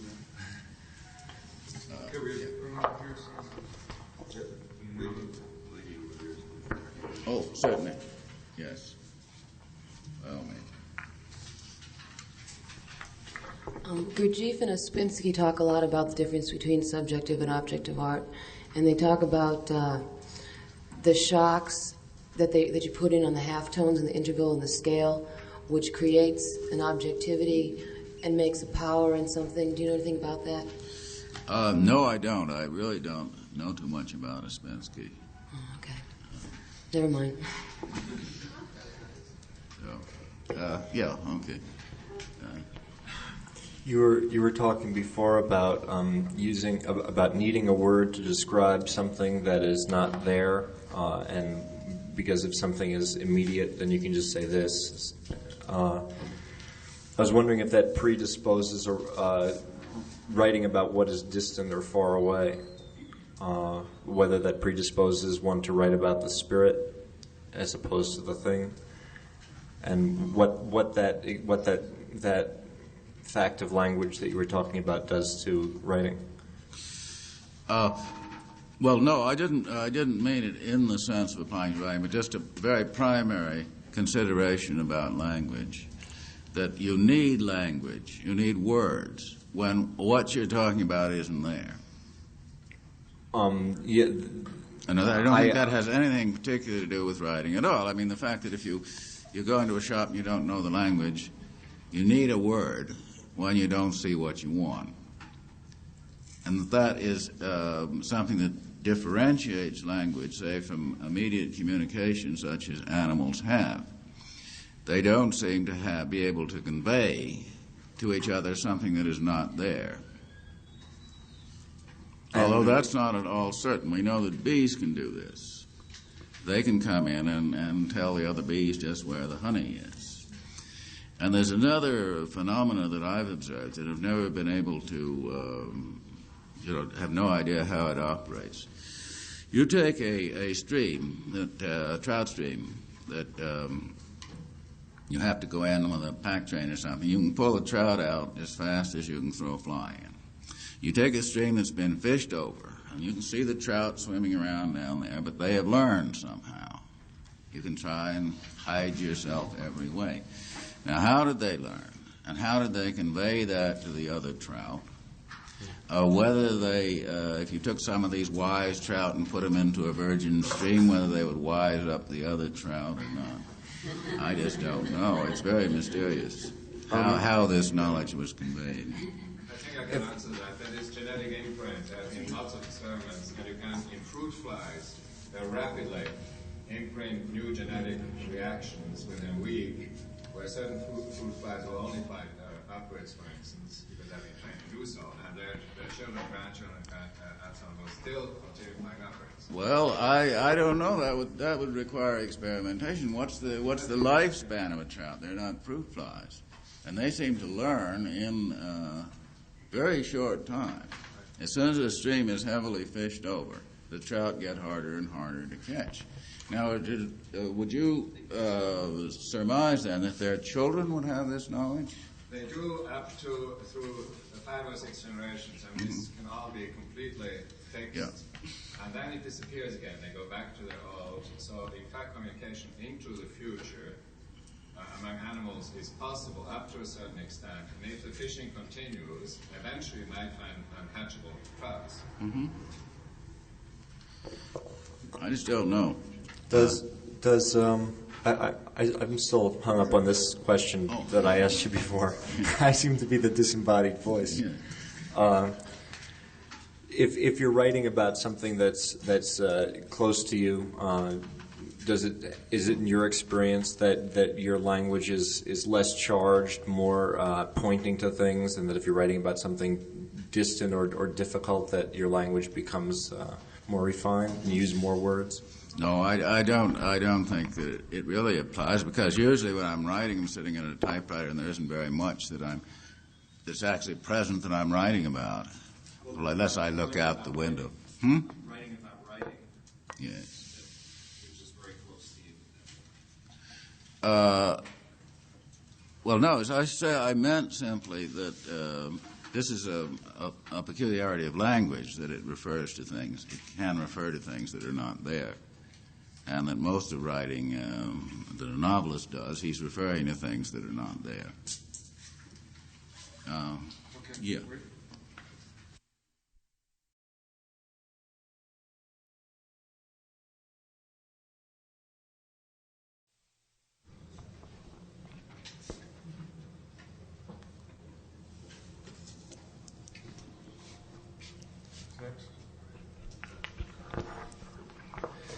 Have you heard anything about the chimpanzees that have been taught International Sign Language, and how they, in particular, how a chimpanzee can communicate with a human on this level? Yes, I have indeed. It's a very interesting experiment. And yeah, as to whether this constitutes a language is another point, but they seem to be able to manipulate symbolic material to some extent. Do you think maybe that'll someday the possibility of it creating a language for certain species of animals and humans being able to communicate with these animals? Do you think that's possible someday? Well, they are communicating with these chimpanzees to some extent. Now, as to whether there's anything that could be called a language involved, because the chimpanzees, remember, are in a laboratory context. They're doing something that they wouldn't do and they wouldn't have to do in a wild state. Now, chimpanzees also will learn to use all sorts of tools and things, but if you turn them loose, I don't think that would occur to them. That they wouldn't carry on that sign language? They would not carry on that sign language, and they would not carry on the use of tools. That is, chimpanzees will even sometimes snatch up a stick or something and throw it at an enemy. But it doesn't occur to them to keep a special stick, which they have fashioned or sharpened or something like that. That is, they haven't made the real step to the use of tools or language. Yeah, I was composing a piece of music in Vancouver. There's 12 stone sculptures from around the world. I had a symposium up there, and I went there and recorded the stone chippings, and then I went up to the reservoir, and my lady played the flute, and we meditated, our own meditation, and just got really aware. I dropped rocks in, I played the violin, and she played the flute, and it resounded within the whole thing like Taj Mahal sort of thing. Then I took that tape, and I ran it back, and I flicked it onto the dual tape, right? And I just sort of got into myself, and I just played the piano randomly. And when I played the whole tape back, I put the tape between, and the whole thing was in synchricity. You know anything about synchricity with Carl Jung? That's what you're dealing with. Yes, certainly. You're dealing with synchricity with the word game and that thing. But it was, to me, like the whole timing and synchricity of this whole bloody tape was just right on. Like, it wasn't out of phase at all. Like you'd hear the track of the piano echoing, and then you'd hear the rocks drop, and then you'd hear leading up to something, and then the other side of the tape would lead up. And the whole friggin' things like that. Yeah. It just blew my mind. Yeah. I know Paul Bowles did a beautiful piece that he made almost entirely from a fountain in his garden. The sound of the fountain, which he overlaid and did all sorts of things with. But it really is seems a very coherent and meaningful piece. I call it symphony of iconoclastic. Yeah, exactly. Wait a minute, I think was there someone over here? Yes.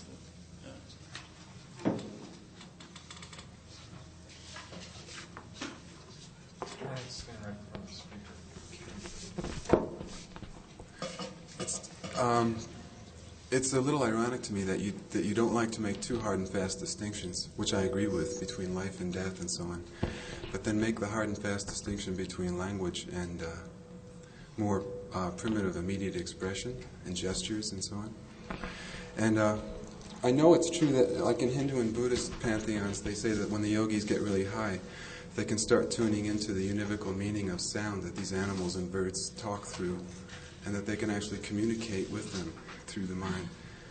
So that for myself, I don't see any hard and fast distinction. I see language as sort of almost universally beginning with gestures. Somehow the primordial origin is just in gestures, expressions, whether they be verb or sound, auditory or visual. Well, no, I didn't mean to make a hard and fast distinction there. There is, however, this difference, that there's a difference between a communication and a symbol system. That is, animals communicate, they don't write and they don't read. That's true. That was the simple point I was making. So they communicate very clearly. Now, as for your communication with animals, well, very often you can see exactly what the animal is thinking. Sometimes, if you're high or something, it may be, it's hard to check whether the animal was actually thinking that or not, or whether the communication actually does. Yeah, that's pretty common on trips with a cat or what have you. There's one thing, too. This is just about theory of language, that when you said that you feel that words refer to visual pictures or a sequence of visual pictures, too close. I tend to think of that as a little derivative from the original expression of the words when they actually speaking things, the way primordial gestures would too. Sure. So that somehow the origin, I guess in agreement with this fellow back here, I think that speech somehow is the origin of language, and even though there may be divine heritages, the mantric, Sanskrit alphabet, what have you, it starts off with speech, it seems to me. Yeah. Well, now, difference between men and animals. Now, even if you don't have writing in a society, you can have oral tradition. That is, the old men pass on their what they've learned about hunting, fishing, or cosmos, or whatever to others. But animals apparently don't do that. See, an old rat knows all about traps and poison, but he apparently can't pass this knowledge on to the young rats. Yeah, I can appreciate that. Very well. Otherwise, they'd be untrappable.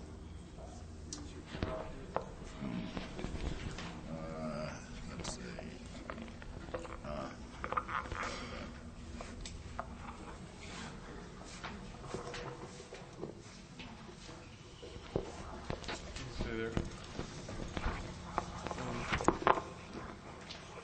I think the questions about Buddhism and writing sort of boil down to the question whether you have any ultimate goal as a writer.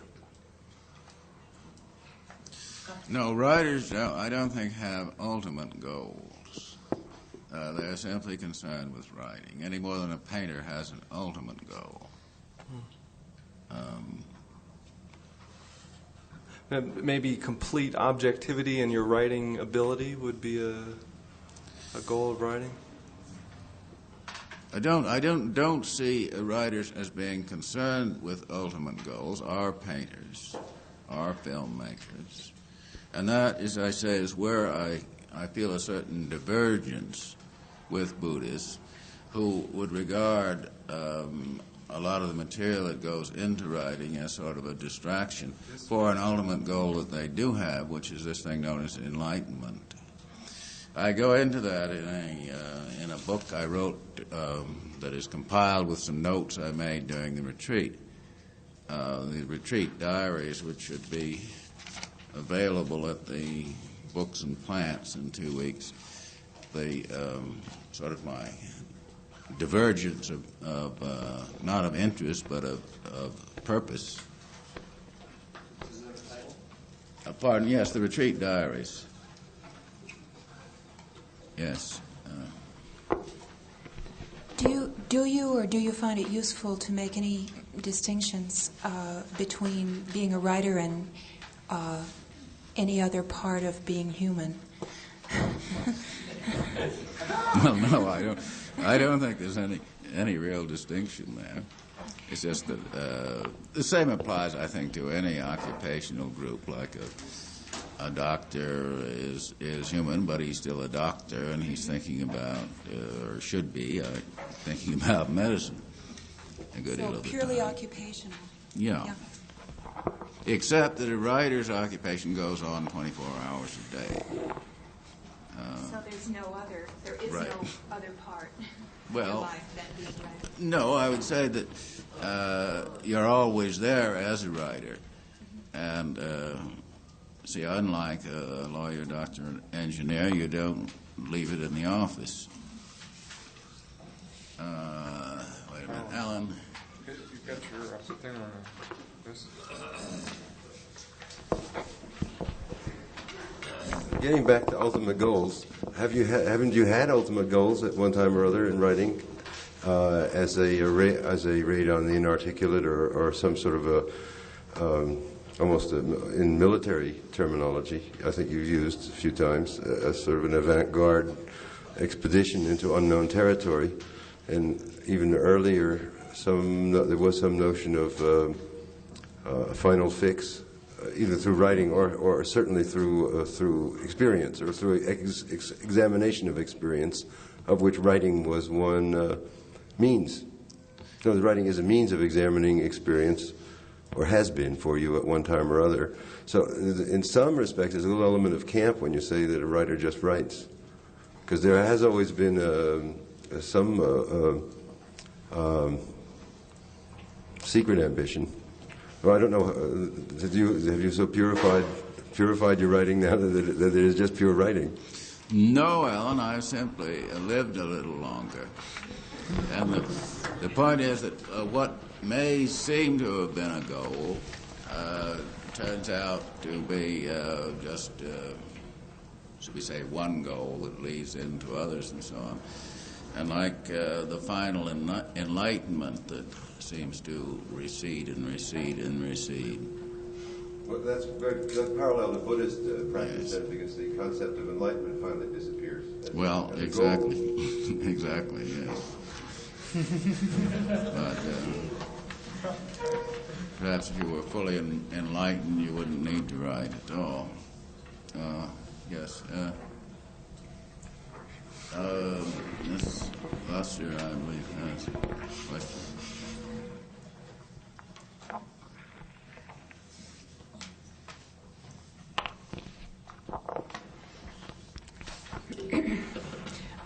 I was sort of interested in what the young poet from Vancouver said about synchronicity. Do you have any ideas about what that's all about? I mean, where it's all coming from? Because I have it all the time. I think we all have it all the time. As to where it comes from, I don't know. But the more you keep your eyes open, the more of it you will see. Yeah, if you start thinking, watching for it, then it just keeps right on happening. Like so you stepped into a hall of mirrors, sort of.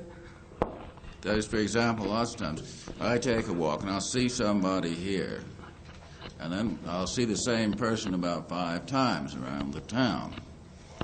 Now, if I hadn't have seen him the first time, or hadn't kept my eyes open, I would never have noticed that. See, lots of people, when they walk down the street, they don't see anybody on the street. I've had people that I've seen a block away that I know would walk right by me without seeing me. Are your synchronicities meaningful to you? I mean, do they sort of like convey a message, or are they just, just sort of like a repetition of a motif? No, I think everything that you see and hear is meaningful to you. That they are indeed meaningful.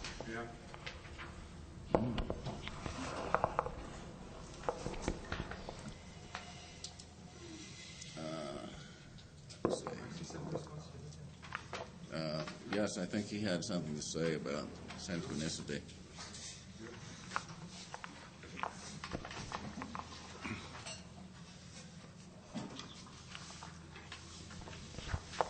Yeah, I had about a couple of months of really intense synchronistic events. Like I would go to do processing, getting my name changed and stuff like that, and the elevator would stop, be stopped, and come out just so I'd meet a specific person. And like signs were coming up and symbols and the whole element of the word, well, I had a Christian calling anyhow like that. I don't want to blow anybody's mind out, but I know I'm like a pimp at a picnic here saying that. But within that, Christ said he was the Word. And then I started getting this intense thing with Jung about symbols and all this sort of thing. And the whole element, when he tied it into physics at the end, was sacrifice. That physicists make new discoveries when they just, let go of themselves or the linear thought and go into the curve spot or into the spiral.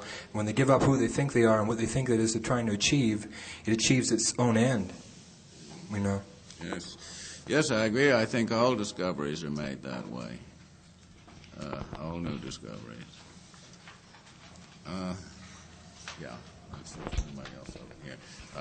Wait a minute. This gentleman has something. You might have to move over.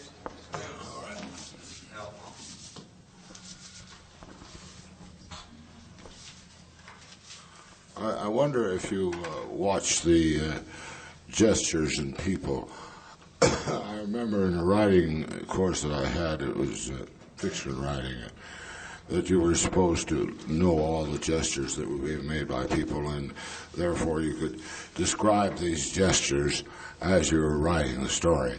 Now, we're in poetry, and I wondered if that poetry has anything to do with gestures. You use the gestures of people in writing your poetry.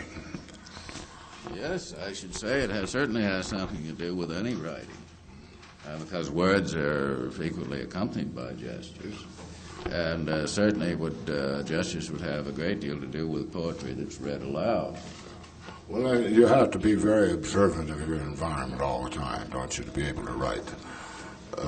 I think it helps, although some writers like Beckett seem to be dealing very successfully with an environment that's almost completely internal.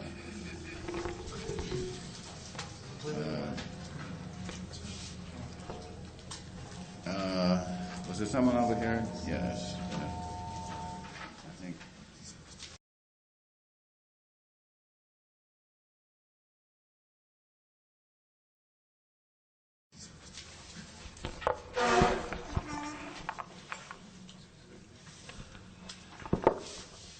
Speaking on in the beginning was the word. Do you think that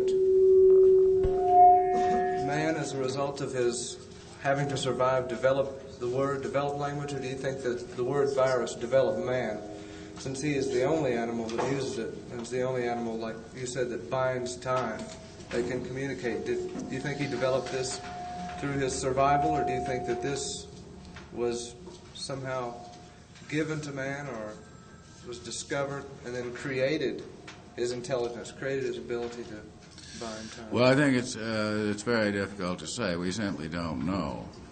But the old Darwinian theory of evolution, of survival of the fittest because they adapted certain mechanisms, is very much called in question now. And it seems that some evolutionary changes took place quite suddenly, which might suggest the possibility of, say, a virus theory of evolution. In fact, many scientists are moving in that direction, that a virus might have made changes which were then genetically conveyed, and you had quite suddenly a whole new evolutionary development. And that word might have been such a virus. That's only a theory. Also, responding to this man here said earlier about, had you ever done any work with randomly typing in a typewriter? Well, I and a friend of mine wrote a program once for a computer to completely randomize language elements, and got about 4 or 5 feet of the IBM paper of it, and it didn't hardly. Several words came out, but they were all the small 3- and 2-letter syllable words, so it didn't seem that anything was being generated. Yeah, I've seen those computer words. They don't seem to have any. Do you think the human element has to be involved then? Because these machines are operating independently. Well, are the tape recorders ever run in a place where there are no people around for miles? Oh yes, they've done that. I think they've Still left pick up the voices? In some cases, yes. But I don't know. It'd be a matter of experimentation. Yeah. Yes, the microphone. Is there some preconditioning necessary of the subject for a virus to mutate it? And do you think maybe that we're preconditioning, preparing ourselves for mutation by experimentation? Well, I don't know. There's preconditioning. You would mean in the case of a virus of susceptibility. There's no doubt but what some people are more susceptible to certain viruses than others.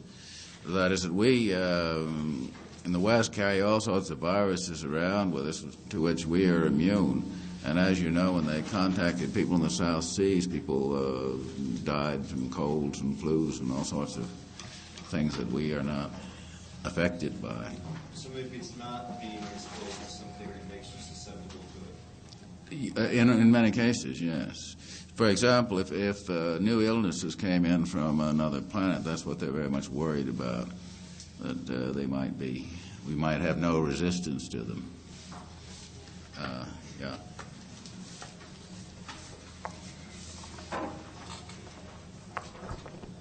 With regard to that last exchange, the Tibetans in India seem to be remarkably susceptible to certain illnesses, and chicken pox, for instance, is an extremely dangerous disease to many of them. But I'm interested in this point. A man named Robert Joyce has written a book in which he contends that art is the evolutionary factor and that art precedes religion in a certain way, that the totemic objects exist as art forms before they were religious forms. I mean, has this question ever concerned you, or do you know anything about it, or what? Well, I don't think there's any line really between ceremonial objects and art. See, what we call art all had ceremonial and magical origins. That is, the singing, painting, writing were all originally magical and ceremonial in nature. Cave paintings were apparently magic to get for better hunting.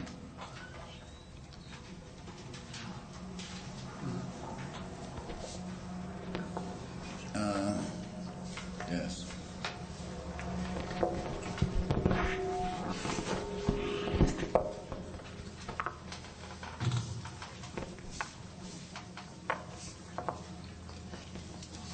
When you record dreams, it seems to me something I thought about in recording dreams is that you have a different type of consciousness when you're in a dream state, and you get perceptions that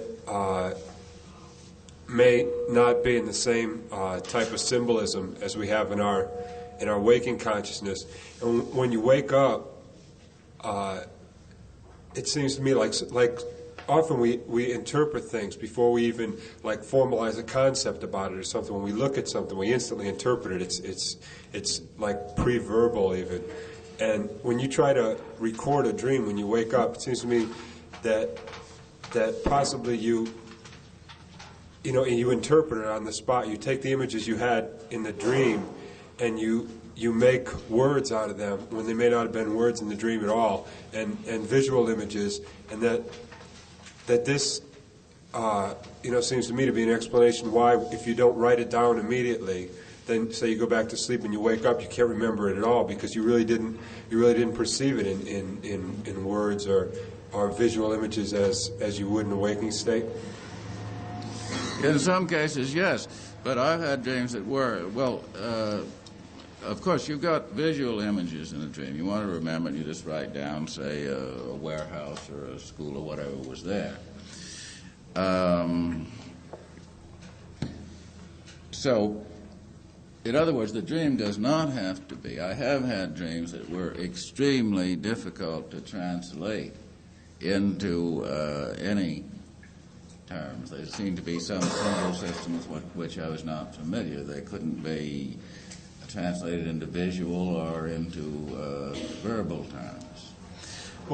But many of the dreams that you will forget if you don't write them down are just quite straightforward dreams with nothing difficult about them.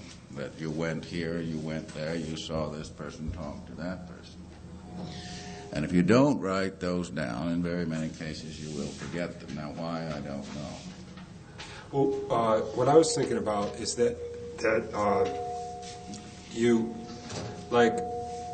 when you wake up from a dream and you have a feeling or something from the dream that you change it in your mind before you even even write it down or try to visualize it. You may not have had, say, someone said something to you in the dream, or there was some type of threatening image in the dream. In your actual dream state, it may not have been expressed in words at all, but when you wake up instantly, even verbally, your mind, just to grasp it in that different type of state of consciousness, you ascribe words to a dream, or you take an image that gave you a certain feeling in the dream, and you ascribe a picture to it, before you even realize that you're doing this, Of course, but the same applies to any account of anything. If I give an account of what's on this table, it's not the things that are on this table, it's an abstraction and immediately an interpretation. And exactly the same, I think, consideration applies to dreams. As soon as you describe something, that is at least one level removed from the actual phenomena you're describing. And of course, this is particularly true of dreams where some of the material may be on a different level. But exactly the same problem, I think, occurs in the description of any events. Except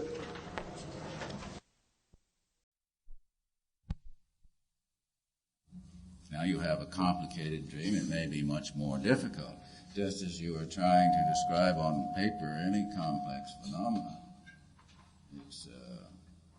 It's never more than an approximation. What I was thinking in terms of, though, say you have an image in a dream. Maybe all dreams aren't like this, but something comes to you in a dream, like say a threatening image, and it may have just in your dream been in some type of form you perceived it that wasn't verbal or a normal picture as we're accustomed to it, a normal, like, sensual phenomenon or something like that. And then when you wake up, you have nothing in this state of consciousness to relate that to. So maybe your mind will instantly, before you even realize you're doing it, think that in the dream that said, I'm going to kill you, I'm going to fuck you up or something like that, and you change it. What you write down may not, even be what. Quite possibly. Like that. That's true of describing any complex phenomena. There's always the gap between the phenomena and the description. As soon as you start describing, you are interpreting, and very often, to some extent, distorting. Yeah.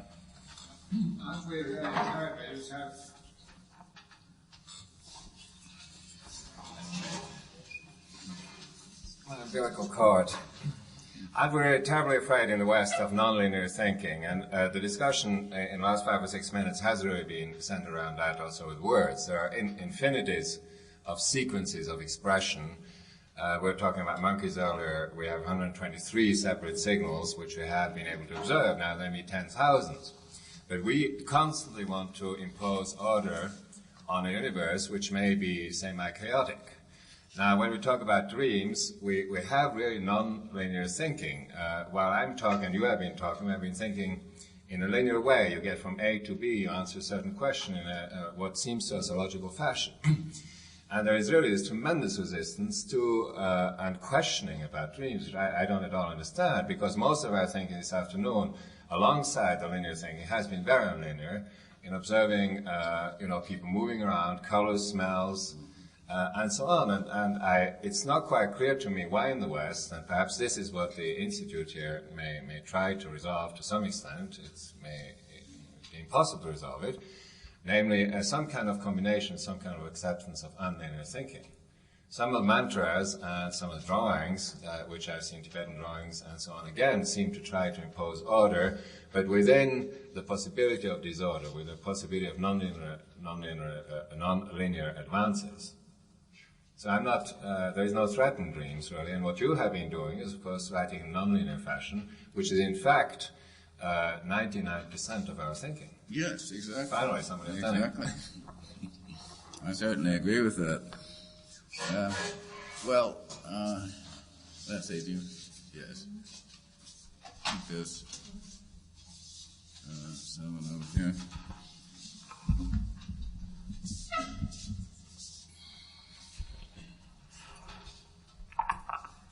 In the job, you said that you think women were a basic mistake and the whole dualistic universe evolved from this era. Yeah.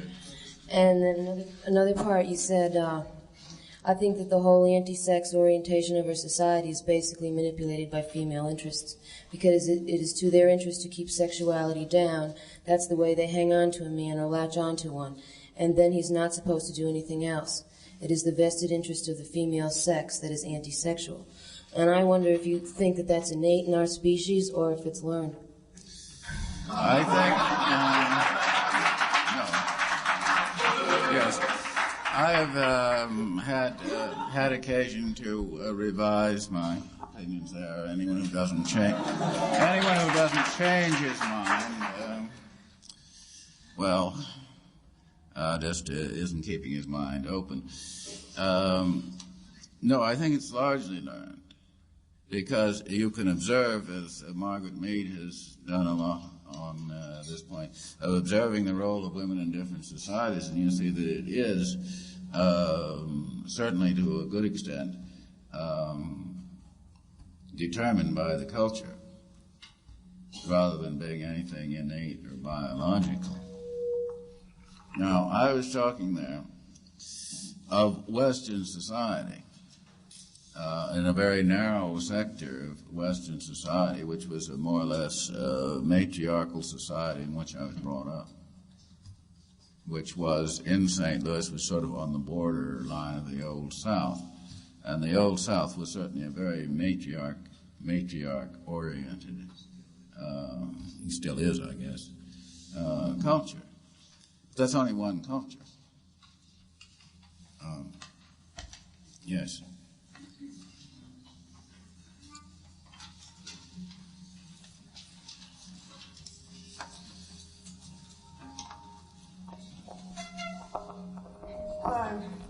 talking about the distortion in recording your dreams, the same thing occurs in telepathy. So these tapes, assuming they might be coming from some other planet, we're probably receiving them all garbled, you know. Doesn't mean they necessarily, or they might just say they were coming, and it's just difficult to communicate in some way, so that it comes through like a code, or it's all mixed up in some way. Yes, it certainly does. One of the books I read on the subject said it's like listening to a very bad telephone connection from a foreign country. Well, what Rodi said that it couldn't possibly be from another planet because it wasn't meaningful enough. Yeah, well, that I think is purely arbitrary idea of his. Well, there are no more questions. I think we can. Oh, yeah, where to hand in the papers? Well, I don't know. Who's the administration here? Where is Anne? She's not here.